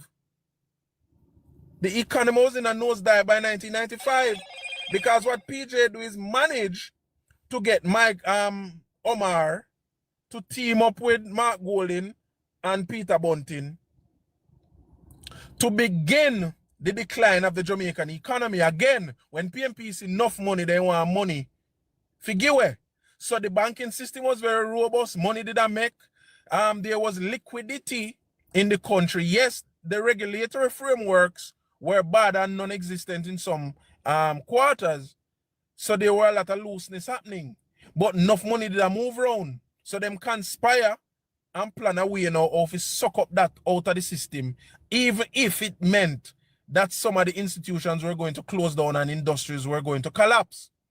By 1997, it ballooned. It got worse.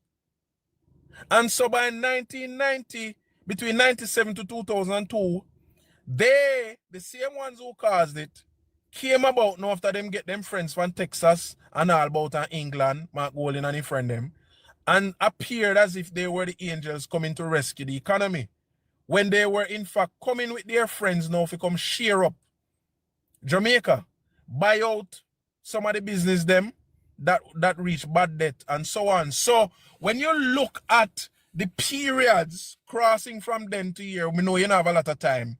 The periods of the Jamaica Labour Party are clear. We grow economy. Hold on, man. Before you go there. So the period of the 90s, we had the FinSat debacle and all of that mess. Then came Bruce Golding in 2007. And that 4-year period. The best thing ever happened to Jamaica. What do you mean? All right, Bruce Golding cauterized the bleeding. He did a lot of work, but it's a lot of work that many of us will not understand.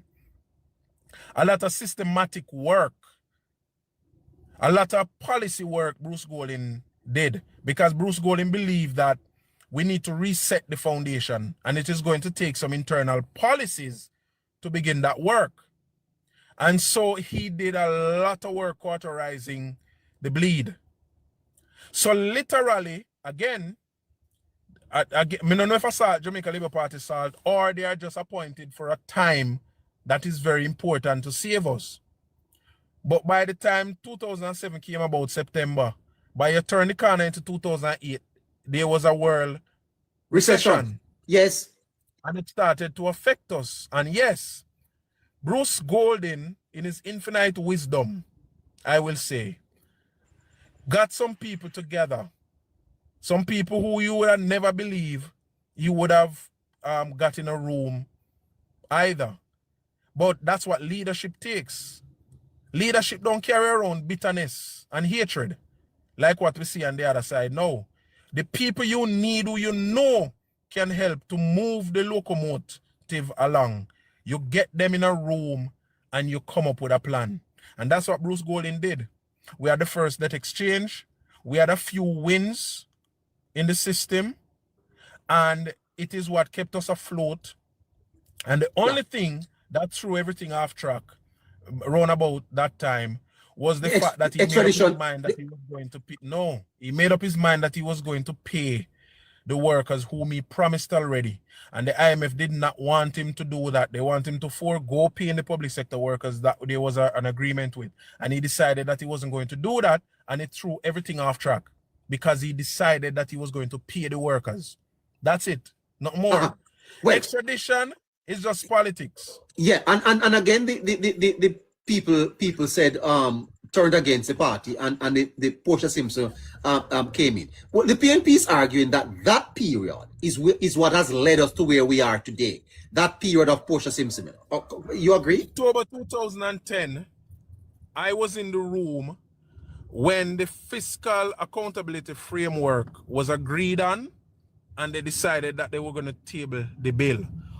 All the PNP did when they came in 2012 was get Mark Golding as Attorney General that he was to put together the rules. That's all. Not the fiscal accountability framework bill. The bill was passed in the parliament by Bruce Golding and Adli Shah in 2010. So I cannot credit the PNP after they were forced by the IMF to introduce the rules that would see the new IMF deal through. And that is the only contribution they made. Had it not been for the IMF stand up over the PNP with a machete, we would have had to take Jamaica from out of the pit again, clean it off, and restart. All Mark Golding did was put together the regulations. The bill, and that's why I would tell you, say, these discussions need to be had for people to understand. The bill that brought us here was passed in 2010 by Adli Shah and Bruce Golding. Okay? Now, we're here today deliberately because of the Jamaica Labour Party. This is how they think. Yes, sir. But Mr. Golding is saying that he is going to point out next week, Tuesday, that Jamaica was at the precipice. We were near a disaster. And that his administration, under Portia Simpson Miller, put their credibility on the line to rescue Jamaica, to bring it to economic stability. And that's why we are enjoying economic stability now, that the PNP should be credited for it. And that is showing you that Mr. Golding is a weak man. He's a very weak man. Oh. He's a defeated man. Because guess what? Mr. Golding has been making the same argument for 5 years. If it was true, it would have sink in already. Him just go find another way to sell it again. Another tell the same lie a different way to try and make it stick. It cannot stick because the documents are there. The information is there. You can type in anything. You can go up on the JIS website. October 2010, Fiscal Accountability Framework Bill was passed by Bruce Golding's government. All Mark Golding did, they put together the regulations to steer the law. That's Let me- all let the me- law was passed by Bruce Golding. Let me read what he says. It is important in my 2024 budget presentation to remind this Andrew Holness-led government how they got the economic stability that was currently being achieved, including that leadership matters most when the stakes are highest. In 2012, Portia Simpson Miller stepped up at a critical moment, restoring confidence in Jamaica's economy and securing another chance for our country on the global stage. As we reflect on past budget debates, the focus remains clear. Jamaica needs responsible leadership and a path forward that includes each and every Jamaican. He says the road to change. During the 2007 to 2011 period, the JLP government had abandoned the IMF program in a wanton act of fiscal irresponsibility, leaving Jamaica on the edge of a precipice and staring at disaster. When coming to office in 2012, the Prime Minister Portia Simpson Miller leveraged her many years of hard-earned political capital and laid it on the line to lobby international financial community to give Jamaica another chance. So he's saying that the chance Jamaica got came out of his administration, or the administration in which he was a part.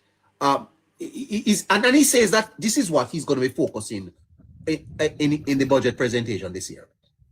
Mr. Golden is always campaigning, neighbor, so we have to be careful when we listen to him how we interpret it. Mr. Golden have one of the biggest fight on his hand in the PMP, and he still want to remain relevant nationally. And so there's nothing that is going to come from Mark Golden that is not going to be a national appeal for his campaign to stave off Damian Crawford. No, I don't want to waste some time for Mark Golden. You see, let me tell you something. I have every time for anybody who want to be honest and have an honest discussion. And if me wrong, and if what me I say no measure up to the truth, me we admit it. Me not have time for Mark Golden. Mark Golden has been trying to make this case for the past 5 years. And he can't make. And when a case can't make, it means a liar tell. Simple. I mean, I no time for pretty it up and be diplomatic about. A matter of fact, I no time for no man when in a parliament I dig out a piece of pork out and teeth when parliament go on. Me pass this on now. Let me move on to something that Ari was saying earlier. Ari hit the nail on the head. And I just want to add something to what was said earlier. The net international reserve in Jamaica's context, neighbor, I want the people to understand this, is not just about having 36 weeks of reserve to buy commodities just in case anything happens. It is also a signal to the global north, where them rich guys, they will look place to go invest, that we have enough reserves. So if them come into the country and do business, we don't run out of money. It's very significant. So what the government is doing something that, as Ari said, it is far-fetched for the minds of the limited thinking PMP, the narrow-minded people. But the Prime Minister and the government is thinking 10, 15, 20 years down the road. We are attracting investors. We are just underneath investment grade with our ratings. When we reach that level now where we can attract investors, neighbor, where we are going to get most investors, if not all, trade using the US dollars. When you have one investor come to Jamaica, want to invest 10 billion US dollar now, where we are going to find that the financial institution them put together in Jamaica can't find that. Where we are going, what assurance can we give them that we have national insurance? That is instead of an insurance. It sends a signal, a very powerful signal. What assurance can we give them that if tomorrow morning they get up and feel like say they want 5 billion US dollar, them can readily access it through the Bank of Jamaica? Make the PMP them and them sympathizers go. We now go party with the rent money. We are building a better Jamaica and we're looking 10, 15. All the PMP used to look on in the nearby the next 4 years, you know. That's why Jamaica not reach where the PMP, you know. The next 4 years, this government has been looking at the next 10, 15, and 20 years. That is how you build a country. Yeah. That is how you build a country. Boy, me as an investor going to one country, me want to know some money in there. Right now, 6.8 billion, a little bit of money, neighbor. The government need to move fast and grow it to about 20 billion before one sensible investor look on Jamaica. Look for Harmony Cove. Harmony Cove has lingered for over 20 years and could not be done. And the moment the government get the grade what we get from the ratings agency and change around a few things, we have Justin Timberlake and Tiger Woods put together and invest almost $2 billion US for build Harmony Cove. Look how long Harmony Cove I talk about. Yeah. So all who want to talk about take money, go buy rice and flour, and then tomorrow morning you gotta tile it. And you know nothing for show feet because you're flushy. Make them go. Yeah. And we need so the fact is, Mr. Protecting, I think it is important that we one of these evenings or one of these days we have a fulsome discussion on these economic periods, so that the people of Jamaica can understand when the Labour Party says that they are better at managing the economy, that we present the evidence, eh? Yes, because everything, and that is very commendable, and I feel proud, neighbor. I feel proud to be a part of the community that you have built here, and the wider community built, because guess what? We have evidence to show when we speak. Yes. Evidence is there, neighbor, and we can find it. Yes, of course, absolutely, because the lessons over these periods is what is to inform political knowledge and political decisions, because it is important that people understand, because as a country, you know, Protecting, it's a continuum. We don't governments are continuum, you know, and what one government inherits, the other government have to take it up and carry it on, you know, and fix it. The PMP don't see that. Yeah. Let me tell you something. Jamaica is always at risk since we're done with IMF. Because the PMP knows the IMF now turn up over them with no machine no more. If them ever come in a power, that 6.8 bit. Let me tell you something. We bite the bullet September 3rd this year, neighbor. Me don't know how else to put it. We swallow the bullet. Yeah. We catch the bullet and swallow it. I'd be really happy to engage you on these one Manley, then you come to Siaga, then you come to PJ, then Bruce, then Portia, then Andrew. These 6 periods of economic management Protecting. I'd love so we can have 6 evenings of discussion, neighbor. 6 evenings. And Chuck can be a part. So you can build a program out of that. Chuck should be a very important part of that discussion. I want him to answer some different questions though. Here though. It's fascinating. Thank you, sir. Hold on a little bit. Good evening, Mr. Finley. Is he there? I am here, neighbor. I'm here. Good evening, sir. I'm going to move you. J.A. Well done, sir.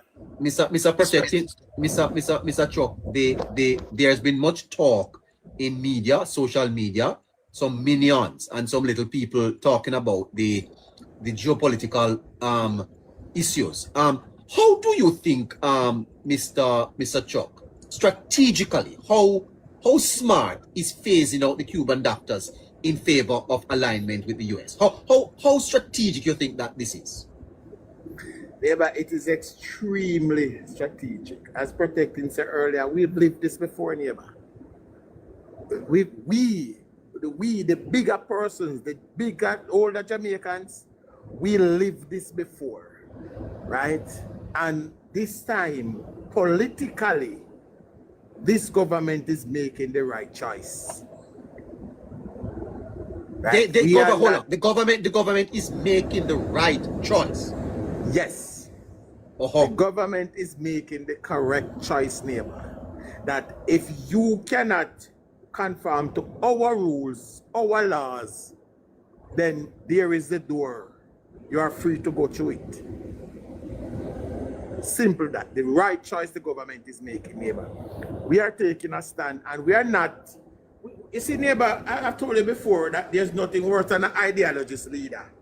And that's what we have in Michael Manley. What we have today is a diplomatic leader. Well, what type of leader is Mark Golding? Mark Golding is not a leader.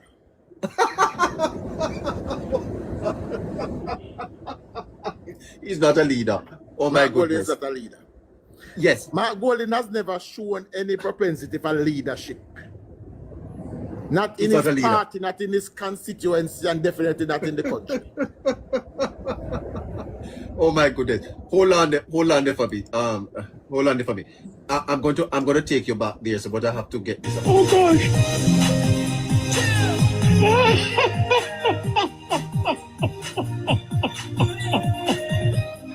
Oh gosh.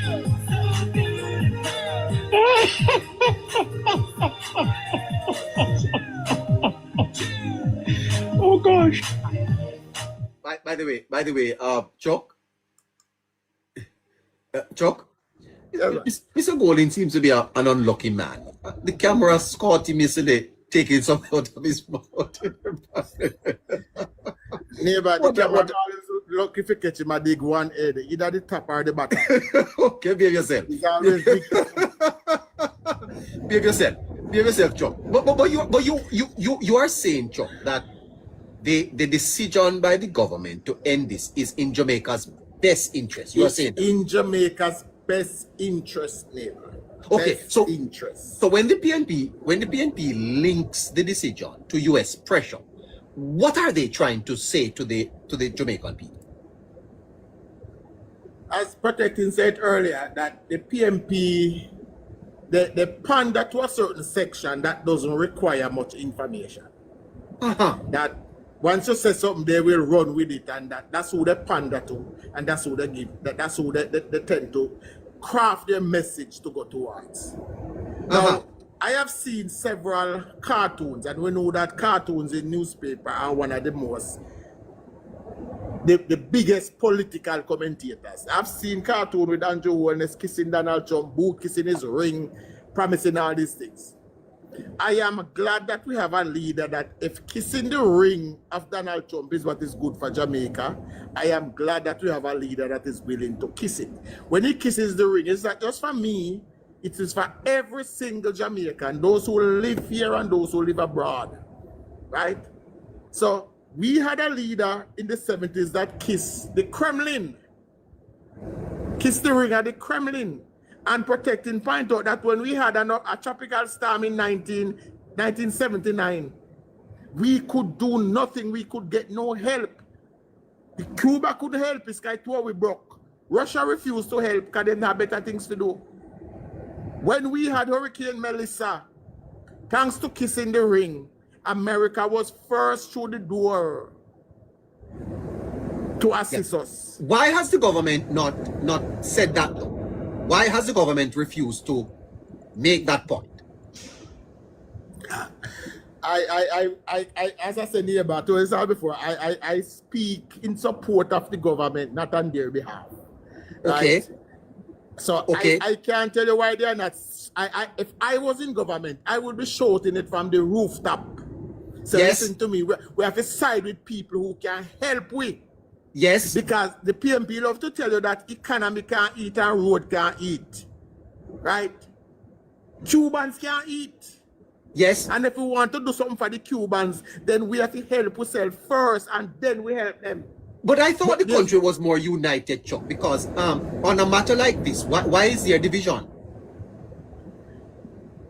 Protecting said earlier that the PMP is brilliant at messaging, neighbor. Brilliant at messaging. And now they have the help of the largest media conglomerate in the Caribbean that puts out the insinuating headlines that tell them that the government is doing something wrong. I mentioned the cartoons earlier, right? So they have that. The government is fighting against that. And they're fighting against PMP messaging to people. People, neighbor, who will not willing to give up an ice mint. People who sits in the US in big job, spending US dollar, who has nothing to lose because they are already in the US, neighbor, is telling you, oh, we're not afraid to give up. I challenge any of them. If you don't hear the US that much, surrender no visa and come back home. Yeah. Better Let me yet, ask you this surrender no question. visa and go to Cuba. Yes, very good. Let me ask you this though, Chuck. There are going to be questions though as to how we're going to fill these healthcare positions. How are we going to manage that? Are we going to be able to comfortably carry on the system without some hiccups? Again, let me quote protecting. So we have a government that is looking 10 years down the road. The negotiation, neighbor, with the Cubans started in 2023. Yes. To get them. There's another thing that started in 2023 also, neighbor. It's called the Dr. Barry Wynn Scholarship for people going to do medicine. Yes. In 2023, the first recipients was 617 students who were sent to school and the government dollar to do medicine. When protecting, so we have a government where I look 10 years down the road, I never lie, I tell. 617 in 23, another 600 in 24, and another 600 in 25, neighbor. Yes. Right? So yes, we are putting in stuff in place to make Jamaicans fill that gap. And another, do look at it, neighbor. We have lots of doctors and nurses that leave here for greener pastures. But for others, neighbor, Jamaica is the greener pastures. So people are coming here to work. We are getting doctors from the Philippines and they will be here to work, neighbor. So we have a government, neighbor. This government don't stumble on anything, neighbor. We plan. We plan. Yes. So in 4 or 5 years' time, we will begin to have the first set of graduate from that program, which is the Dr. Barry, which is 617 of them, neighbor. Yeah. Okay. So this was a secret. It was almost a secret, Chuck, that many Jamaicans were not aware of the arrangements that we were involved in with these Cuban doctors. Do you think that one of the good things that has come out of this is that now it is that Jamaicans understand the whole concept of this arrangement, and many Jamaicans find it distasteful. The majority of Jamaicans find it very distasteful now. Neighbor. Yes. I would say about 95%. The other 5% are the comrades them who can bring themselves to think as a human being.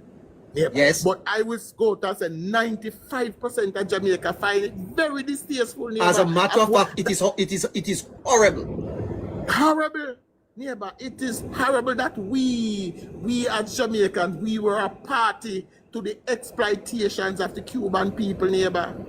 Yes. And we did not know, and now that we know, neighbor, we have to do something about it. We cannot continue it. We must not continue it. Yes. Right? Yes. Absolutely correct. No, tomorrow, Chuck, the opposition spokesman on finance will be coming with his usual rhetoric. What you expect the opposition to be saying tomorrow? And do you think that there's going to be much attention paid to his presentation? There's always attention to what the opposition have to say, but Julian Robinson in the last 2 budget debates last year Julian presentation took little over 40 minutes, if I'm not mistaken. Yes. Little over 40 minutes. He did not spend a lot of time. There was nothing much to criticize, and I don't think Julian is not into the mudslinging politics as they want him to be. So I think he will come, he will make a responsible presentation. I think he will poke hole where he can because he have to be a comrade. But I don't expect him to come with an irresponsible spending package. He did not do that the last 2 times. Yes. And I don't think he will this time. Yeah. Chuck, I don't know if you get the same feeling, but I get the feeling that the government is breaking through in terms of its communication, that it is attracting greater support. And I don't know if you feel the same way, that somehow the opposition tend to be is seeming diminished. It's almost like the focus has turned away from them, and many more people are looking to the government because it has been so stable. Do you get that feeling when you talk to people and your own instinct politically tell you that? Yes, I do, neighbor. Yes. I get that very same feeling. Okay. People are now looking, more people, because of the. I was in a crowd recently, neighbor, and believe me, I live in a PMP constituency. I was in a group of them, neighbor, and something came up. I think it was a news broadcast, and they say opposition leader called for probe, and the people them say every day, all they do a call for probe. Why not find something else to? Yes. People are now on to the gimmicks, neighbor. Nobody now want to hear them again. So yes, people are turning away from them because, neighbor, as an opposition, they are not coming with viable alternative. People want to hear alternative, not just look over this or look over. No, people don't want to hear that anymore, neighbor. I think Jamaica politics have grown in the last few years. Take out what you see on social media, because most of them people are already, but Jamaican politics has grown. People are now more interested in the budget debate. Neighbor. Yes. Remember, one time budget used to be one boring sitting on TV. Now absolutely people are interested in it. Yes, so look, you have to. Is how many hundreds people up listening to it? You agree with me, Chuck, that somehow the attention of the country seems to be focused on the government, and that wholeness seems to be growing in stature, even at this time as he provides leadership after Hurricane Melissa. He seems to be growing in stature, which is an amazing thing for a man who is in his third term. Neighbor, there is no more unpopular time for our leader than any time after a natural disaster, neighbor. Yes. Leaders, governments are very unpopular after a natural disaster. Neighbor, we have a natural disaster 5 months ago. Yes. Right? And we have already returned the country to projected growth in this year. We have already returned supplies, not at pre-hurricane, but close to it, neighbor. And yes, the Prime Minister, I think it was Scratchy said earlier, that during all that time, the Prime Minister never looked a bit worried because he knew he knew the position of the country, he knew what he had to do, and he knew that he was going to do it, neighbor. So yes, people notice that. People look and say, my leader not worried. My leader is doing what is best for us. And neighbor, the country will look at him different for taking a stand against abusing the Cuban people. Yes. Yes. Yes. As you listened to Faval there last night, Chuck, did you walk away thinking that here is a finance minister coming to the country after the most catastrophic disaster we have had in more than 100 years? Did you walk away from that saying, my God, Jamaica is in a bad situation? No, sir. Wow. No, sir. I walk away feeling very optimistic. I walk away feeling the promise. I walk away feeling the possibility. And I walk away buying into the vision. When Favor speak about the spending plan of this government, the recovery plan, neighbor, I buy into it, I believe it, and that is what I take away from the budget, neighbor, that we are leaving nothing unturned. Everybody is being attended to. Like all at once, because we don't have a magic wand, but the country, neighbor, the country is in a space of rebuilding, neighbor. Everybody is getting their assistance from government, their assistance from international agency, neighbor, and the country is coming back and will come back after this budget, neighbor. Sure. How did the government do this? Hold on, neighbor. Right from the back end of our trucks a little while, me just remember something. While I was watching the press conference this morning, in the middle of the press conference, neighbor, the Minister of Labour click a button live on TV, and $5.1 billion was distributed to people. Right at the press conference, one button was clicked, and $5.1 billion were sent out to people. And to prove that it was done, you have some regular citizens who are to get help in the audience. And you hear the message coming from their phone, and you check the phone and they depend there. This is what I want for my country. So our comrade can go and chat. Yeah. Yeah. Chuck, how did the government do this? How did the government manage to build the type of trust right now that even after a major disaster, Jamaicans are willing to pay a little bit more money, they're not cussing out the government, and they're basically dismissing the opposition? How did they do it? Nigel Clark said one of the best currency we had. I think he said it in 2019. It's trust. He said one of the he said one of the best currency we can have, and this was he was speaking on the international scene, and it speak for our local too. Is a government that does what it says and says what it does, keeping our word, neighbor. Even after Melissa, the government tell us that everything that we promise will still be delivered. The government was still able last night to speak that the income tax threshold will still move to 1.9. Minimum wage will still move to 18,000 neighbor. That is the currency the government is spending today. Trust, as you said, trust. They have built up the trust. We have built up the trust of the people, neighbor, and that is what we are spending today, neighbor. That is when so true. I tell people, neighbor, that this tax package that had to be imposed is temporary, because the moment we get back to our regular figures, it will be reversed, because this government has shown its ability to give back taxes to the people. Listen to this, Mr. Chuck. Listeners, Dr. Dawes has sent an apology to Mr. Mackenzie. Listen to this. To your age. You go home and play with your grandparents, man. Remember, go play with your grandchildren and your Next question.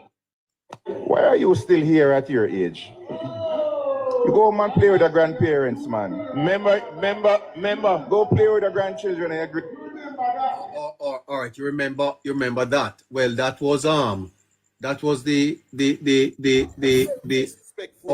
yes, well, he has sent an apology. Here is his apology. Finance Committee of Parliament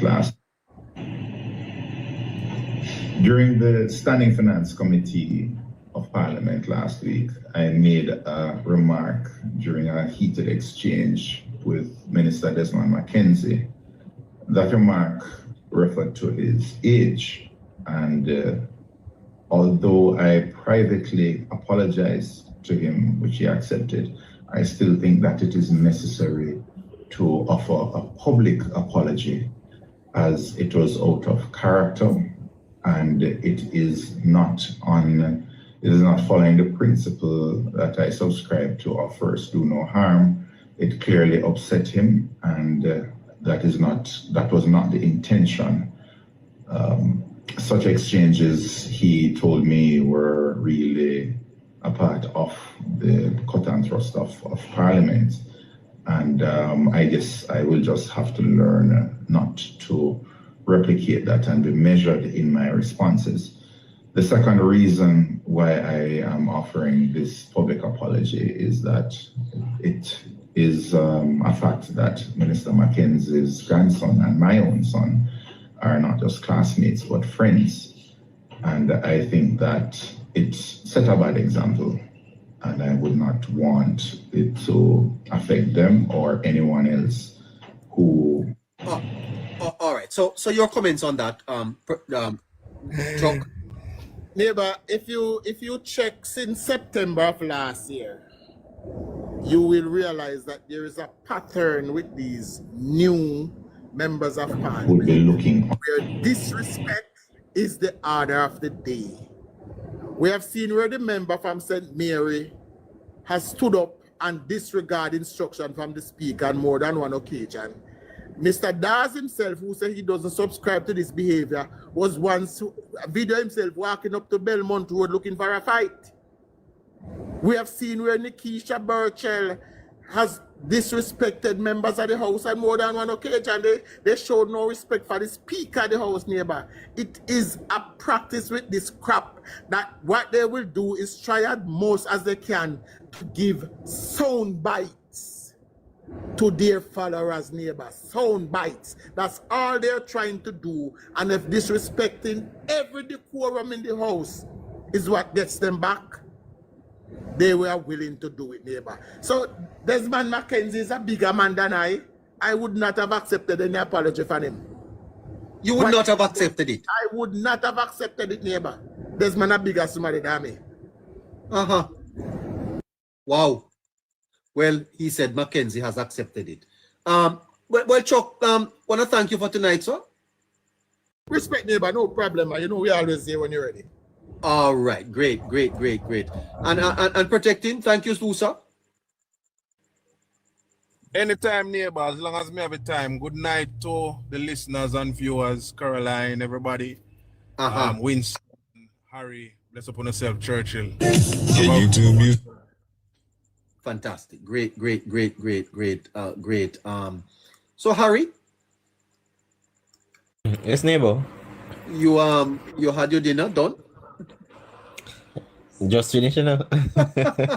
You eat late at night, man. You're gonna put on weight, eh? No, man, neighbor. I trust the metabolism, man. The metabolism, strong and kicking. So it Boy, should just pass up. sometimes I really wish that I could return to your age, man. I remember when I was like your age, firing on all cylinders. Firing on all cylinders, night after night. These days, years have to pass. You don't go from 6-cylinder to 4-cylinder, neighbor. No cylinder at all. No cylinder. Anyway, it will be fascinating to listen to Mr. Robinson tomorrow. Harry, fascinating to listen to him.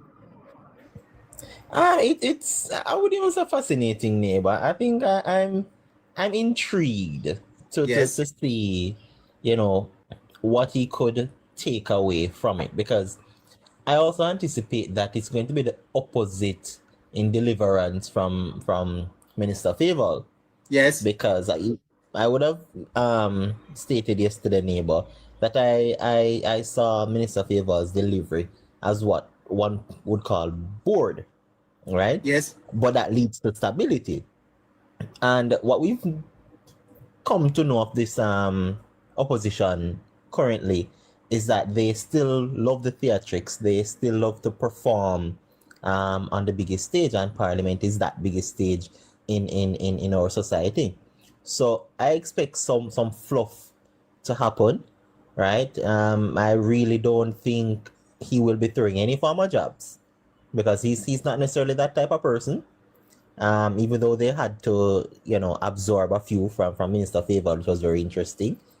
But it is intriguing for me because I want to know exactly how they will pivot in a time like this. And I am preempting it here, where if I don't get any of that substance, neighbor, to say what is the direction they will point Jamaica in, if they were in the position, then it's going to be a solid no for my neighbor. But are they reading the room though? Because my discussion with the guest here, and yes, they are predominantly supporters of the Jamaica Labour Party, but beyond that, there seems to be a mood in Jamaica for stability, for continuity, and for less drama. Harry, don't you get that? That the Jamaican people don't want no drama right now? It is, neighbor, too much drama going on the world stage right now for us to come and try compete with them. Right? We get enough entertainment from everybody else, close to we, far from we. Right now, it almost feels like we're getting season 2 of many things, neighbor. We don't want to start our own series. So we just want to go about our business, under the radar, going through, continuing our stability, not looking for anything, a knee-jerk reaction at this time, right? I think most people right now just want to get through the Melissa recovery. The institutions themselves want to pivot themselves well, because I think when we get this right, when we get the launch, because we haven't launched off just yet, neighbor, until the people actually start to put that money into action, that 10 billion and more, when Nara gets into full-fledged and we start to see infrastructure, I think that is when we're now going to launch off. And I think a lot of these institutions are trying to pivot in the direction to actually be a part of that. And we saw it from Minister Favors, way in which she actually pivoted for the infrastructure of the financial sector, because that is the area that will drive Jamaica and pull Jamaica through the current situation that we're in. And as such, you want it to not just have a level of liquidity, but you want every person in Jamaica to actually have accessibility to it. Because what we've suffered from for a good while now, and the government will have seen it, is that the help is there from the financial sector. So it is available. But what the people have complained about, and institutions, SMEs and all other institutions, are complaining that they can't access it that well. And as such, we would have pivoted, and this is why I said for Melissa would have given us a blessing in disguise. It would have given us some opportunities. This is one such, because now we're giving the financial sector some breathing space, right? We're changing some policies, and we're bringing things forward that can now meet greater demand, that can now bring greater opportunities long before these opportunities come. It is also equipping the Jamaican people, whether you're an investor, whether you're a consumer, whether you are an entrepreneur or so on, you can get a piece of the pie, and the institutions will there, not just available to you, but you can now access it.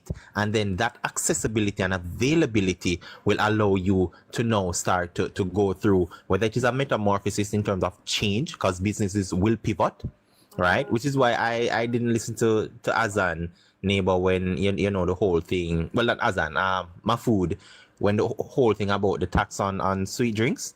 I didn't listen to him, neighbor, because the truth is he's technically a hypocrite on the matter, and I'll tell you why. His company is one of the most cash rich company listed in Jamaica, and giving back in terms of to its investors, they have given back chump change, neighbor. They've not pushed growth. And to see him calling on the government, who is not a profitable institution, it's not one that goes for profit, and calling the government to want to touch the NIR and spend money from it, is a big hypocrisy, because himself, as one of those major persons who can drive the growth in Jamaica, has refused to do so in the right ways. And the government is pivoting now and allowing people to take advantage of the resources that are there.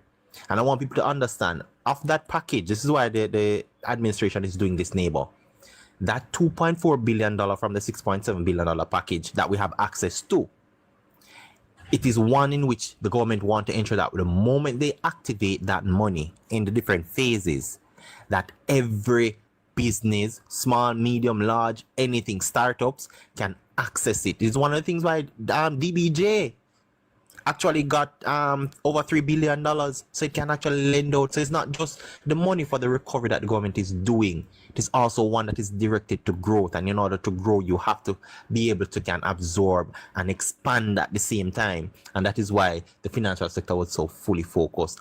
And I don't think Julian Robinson can actually top that. I don't think he understands the integral aspect of it, because you will have to be in the rooms of these board meetings at the highest level, the UN, the IMFs, the World Bank. And if you're not in the rooms of those places, neighbor, then you don't know where the world is pivoting. One, you don't know where the region is going to, and three, you don't know how you should set your people to take advantage of these things. Fantastic. We look forward to that presentation tomorrow, and we're going to be here just about 6 o'clock to bring that to you. Your final thoughts, Churchill? Yes, and just to add to what Harry was talking about, this government is the one who's put in place a policy of issuing titles to lands, people who didn't have their titles. The government is facilitating that process. And you know what that means? When people get the title in their hands, they can do more. That's going to help people to seek finance, to do their business or to invest, to borrow money. And that is going to help to spur the economy. The other thing I want to mention is Dr. Andre Horton, who was a candidate from St. James for the PNP, and who is a professor of economics at the University of the West Indies. Yes. He plugged some air in at the PNP balloon. He praised the Minister of Finance for so cleverly putting together a budget. So I don't know what Julian can come with now when a professor of economics, a PNP professor at that, sort of endorsed the budget that was presented by Favor. Yeah, but that's been pragmatic, though, because as a professor in his own right, he has to speak the truth. His students expect no different from him. How does he approach his students when he's politicking on the economy? No work at all, eh? Well, so Favor is right then. Correct. Yeah. Yeah, basically, he's endorsing what Favor has presented. Take care of yourself, sir. Talk to you tomorrow. Yes, thanks. And good night, guys. Blessed love, neighbor rights. All right. Fantastic. Winston. Do you know, sir, that I have a brother by that name? Yeah. Yes. Is that you? I don't think so, never. I have a brother, actually he's in Montego Bay by the name of Winston. Hello there, Winston, if you're listening. Come and look for your mommy, Dalty. I saw her on Sunday. She's not doing too bad. Great. That's Go ahead, good. sir. That's good to know that Miss Dalty is doing okay. Yes, yes. I hope she's around to give us another By the way, another dance. yeah, man, I got a new one from her, you see, sir. Oh my God, you should have seen it. Let me tell you something. My mother, when I saw her on Sunday, had a gift for me, you know. Yeah. Did you know? Did you know, sir, that I don't have a lot, but I normally, make sure my mother is okay to the extent that I can, and my mother will save little monies for me. Yeah. Well, Yes, sir. If I go to my mother, she will give me a little money, sir, like a little $300 or so for it still. Take it by your gas. very resourceful, neighbor. Yeah, I tell you the truth. So even when I give her, she take it. She wait until me come back and me broke and give me back. Yes, my mother says that she can't come spend any time with me because she wants to make sure she can make a pudding. She know I love pudding. Yeah. So she said that my mother at 86 will buy sweet potato and grater it to make pudding, so. Oh, that's wonderful. And cook corn pork for me, and I love corn dumplings, sir. Corn pork soup with corn dumplings. Corn dumplings, sir. We not talk about corn meal, me about corn dumpling. You know corn dumpling? No, only the corn meal. No, man. You boil this corn, you scald the corn and you grater it. No, and, never. And you use that to make the corn dumpling. Let me tell you something, sir. You know the nicest dumpling is when you fry it up in the morning. You know that? Yes, neighbor, yeah. Yes, you make it stay overnight and then tomorrow morning you cut it to the floor and fry it. Mm-hmm. Yeah, man, you eat that with some corn pork, you're gone clear. Big up yourself, Dalty. Live forever. Neighbor, yeah. There was a lot being said here tonight. Oh Lord, what a program. Yeah, man, there was a lot being said. And yeah. I am really happy, neighbor. Yes. To be a part of this platform. That I can hear. Are you happy to be a part of it, sir? Yes, neighbor. Did you know that we're celebrating 1 year on Saturday? Yes, neighbor, I'm aware of it. And did you know that we're asking our listeners to invest a contribution in the program? Are you going to be sending your investments up? I could do that, neighbor. I could do that. And Yes. you know, today I went to the bank, you know, if I know before I could send some money. Oh my God. Well, yeah, I'm gonna have to. And the bank will not be open again until Friday. Friday. Tomorrow is Thursday. Tomorrow is Thursday because the bank in my area is only 3 days a week it open. Oh, okay. Well, we'll be in touch with you, Winston. Yes. But if he neighbor, when I listen to what you said about Mr. Mafu, the speech that he made, neighbor, Mr. Mafu not recognizing that Jamaica cannot continue to run as though you run a party shop. Yes. Or somebody run their household and live from a paycheck to a paycheck. Yes. It's time for us now to seriously get our economic fundamental rights. Yes. Because we don't have any big sister and a big brother in the world willing to hold our hands. Yes. You know, sir, and you were a fan of Monty Perkins. And one of the things that Perkins, my teacher, yeah, taught his listeners was the role of government. Yes. That the society must understand why government exists, sir. That's where you start the civics. Yes. Let people understand why government exists. We hold these truths to be self-evident. That all men are created equal. That they are endowed by their creator with certain unalienable rights. Among them, the rights to life, liberty, and the pursuit of happiness. And that it is to secure these rights why governments exist, sir. Yes. You understand what I'm saying to you? That's how you build a society. Yes. By making people understand that it is a partnership. The government lay the wicket, you must go up and you go back.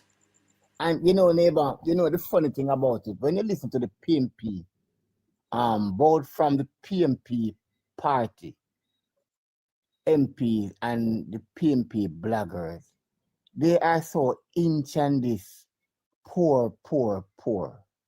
When we hear of the high-end real estate that is taking place in the country, all they hear they talk about the poor. And I'm saying, as a person who is in real estate is one of the industry that create wealth in a country. Yeah. Right? Because you can't redistribute if you don't create the wealth in us, sir. You can't redistribute if you don't create the wealth. You cannot. You understand what I'm saying to you? So it is all about getting the economy stable and growing. And at some stage, neighbor, you must have to elevate your output in such a way that you now started to attract the high-end market, because if you are not doing that, neighbor, you will remain poor as a country. Yeah. What I'm happy for, sir, is that we seem to be, we have woken up to the fact that our economic survival depend largely on our partner, the United States. We must preserve that, sir. We must preserve that. And I want to thank you for your time with us tonight. You hear, sir? Take care of yourself. You're welcome, neighbor. And you and the listeners, Caroline, Scratchy, Harry, is a very essential addition to the program. Can you imagine he's a godsend, yeah? Yeah, man, we learn a lot from him. Very wide perspective. Yes, he is. So Harry? Hello. Yeah, that perspective of partnering government and citizens, where the state is not, you know, Harry, quite frankly, a lot of what we expect governments to do in Jamaica, they shouldn't be doing it, you know. Yeah. It is one in which neighbor, this is how we were cultured politically and systematically, right?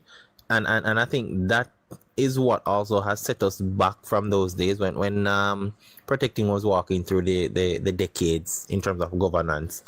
It is that the people didn't understand what government exists protection. Right. So they didn't understand what true protection and freedom look like. They couldn't fathom it because it was new, and it's something they've never seen.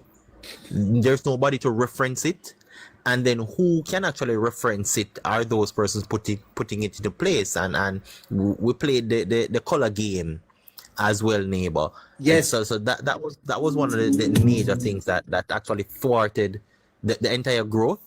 And I think what we're lucky for this time around is the emotional intelligence to actually, well, I'd say bring it down to globalization, where we get to see different styles, different systems, different technologies, and we aspire to those because we're exposed from afar, even if we don't get it yet.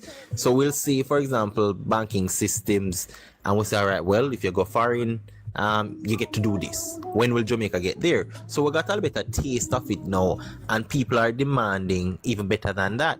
So the government has to pivot in that way, and the people know what they want. But then they think of something and they were easily, swayed by whatever is dangling in front of them, because we didn't have that partnership, citizens to go in partnership, neighbor. Do you believe, as has been espoused, that the people of Jamaica have turned the corner in terms of civic literacy, understanding government politics and the issues, and are now more amenable to the type of discussions that elevate them? Do you think that we have really turned that corner? I don't think we've turned the corner just yet, neighbor, and I'll say why. It is my generation that would seem to be doing it a little. This is the generation that swing it with Mr. Wholeness, right? But I think we'll be judged by the one after us. And here's why I say this. We will know if it was imparted and if it was institutionalized to continue. Because I think we would have introduced this political change, the regime that has demanded a higher standard from government, and a generation that have actually put in a higher standard. Now, that will be judged by the next generation if they have some level of continuity to it, neighbor, if they remove the guardrails that will be placed for it. So I'll say when that happens, I'd say we'll turn the corner. Because for putting a little fun in it, I don't want it to be a West Indies cricket kind of situation. Every time we think we turn the corner, we'll go back another way. The glory day, sir, I don't know if you were following the World Cup. Were you? Neighbor, I followed it, but I was disappointed. Oh my God, boy! I tell you, that game against South Africa, eh? Neighbor, they played the game in the physical. There was no mental capacity. Thinking about there it, was man. Sure. Yeah. And even that game against India, I mean, another 20 runs and would have won it. Neighbor, in my time, I had to learn the game, right? I had to sit down for a month or two, just learning the different styles of different countries, the Australia, the Indians, before I could take up a bat. When I see those guys go out there, neighbor, all I see, and this is not to beat anybody, but I had a clash up with Hetmeyer. I had to exchange some serious words with him when he was here, because you can't go up on the field and bling like you don't want to duck yourself or gold chain and chopper it. You're playing the sport, sir. You dive off of the ball, you catch it, and you leave everything on the pitch. You don't come out like you're a modeler. Yeah. I'm going to give you a little joke. When I was going to Homewood, you see, I used to play a little cricket. I wasn't too much of a sports guy, so they made me bat at number 11. They never rate me at all. Never rate me at all. Now the team won. No, sir. No, I wasn't a bowler, I wasn't a bowler, and I don't understand how I bat at number 10. I was the last man. I was the last man to bat. Now, the team wanted four I think 7 runs to win, and the man get out. So, in other words, they were they thought they could win the game without me because they're not taking any chance. I was scheduled to bat at number 4, but somehow the captain keep, Shuffling, yeah. shuffling and And sending the other ones before me because he don't want me to face the bowling. Anyway, and it's bad, neighbor, because I'll tell you this. I played against Brandon King in high school. yeah, you did. Yeah, with those St. Jago did those champion neighbor, we decide so whenever they come in the uptown, come beat you at home. Yeah, But he's a good cricketer, neighbor, he has lost his way, neighbor. And I noticed that he has gone into Test cricket these days. I don't know what is happening to him. His performance at the World Cup was very disappointing. Yeah, neighbor, it never inspire any fight, and that is my thing. If you're losing, lose with some dignity. Leave everything out on the field. And I didn't get that. We needed an explosive batsman at the front there. What happened to Charles? Why they couldn't have used Charles? Neighbor, Johnson Charles should have retired long time. You think he should have retired? Neighbor, Johnson Charles come like him have butter hands, neighbor. Boy, I tell you. I think they need to revisit it from management coming down, to be honest, and get some thinking in the game, man. You need to can understand where the game is going and the result you want. We have to have better bowlers though who can contain batsmen. You gotta get that length and line correct so that you're not being struck for 18, 20 runs in any up front there, eh? But we have good enough bowlers, neighbor. We have the I call them the Joseph brothers. I know they're not related, but we've never kept them together. We've only done so in the test match against Australia. That was the only time we kept both of them together. And I think Joseph is overrated because I think that performance against Australia has brought him into the limelight, and everybody expects him to repeat it. Joseph. Which one, neighbor? Alzari or not Alzari?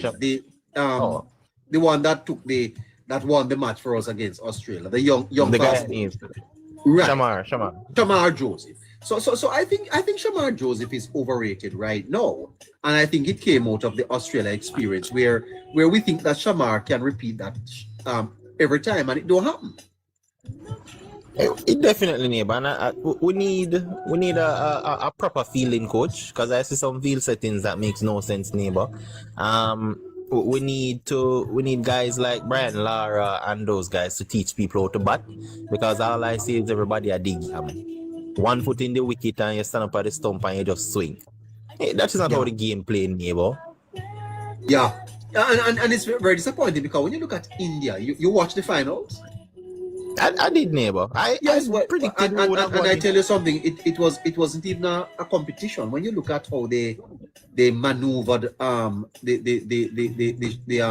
New Zealanders, and when you look at how the New Zealanders did South Africa, you wonder if it was the same team. You really wonder if it was the same team. It doesn't inspire anything well, neighbor. In all honesty, we need some wrist work. Cause me playing, neighbor, in my career of playing, I played from primary school, come straight up, right? And I only ever hit 360 in my life. You kept the ball on the ground. Yes, neighbor, and you couldn't outrun me. Yes. Rotating strike, switching butters. Yes. If you have a that's batting and playing in the V. Develop proper defensive in shots. Yeah, neighbor, I make fielders work, man. Just pass it near where it is at a distance where you can't avoid it, and you have to run it down, but you can't catch it. Yes, singles and twos, rotating the strike. That's how you play cricket. Yeah. I think these guys think that they need to put everything in the pavilion. It's supporters sit in the pavilion so the ball don't go up there. I'll give you a stats, neighbor. In T20, West Indies is ranked the second to last worst team in terms of scoring off a ball. We only play to 8 to 9 overs every 2020 game. The rest of it is dot balls. Yeah. No, we can't win. Can't win it, sir. Because hitting sixes are always going to be risky. It is, neighbor. Uh-huh. It is just. It's a hit and miss. Yeah, I love looking back at that the golden era, with the Clive Lloyds, the Whispering Death, Michael Holding, because that was how I learned the game, neighbor. Like I had to sit down and understand Australia, India, and how the best of West Indies team work. Yeah, you remember Franklin Rose? I name don't ring a bell, neighbor. You're much too young. Much too young. Yeah. Well.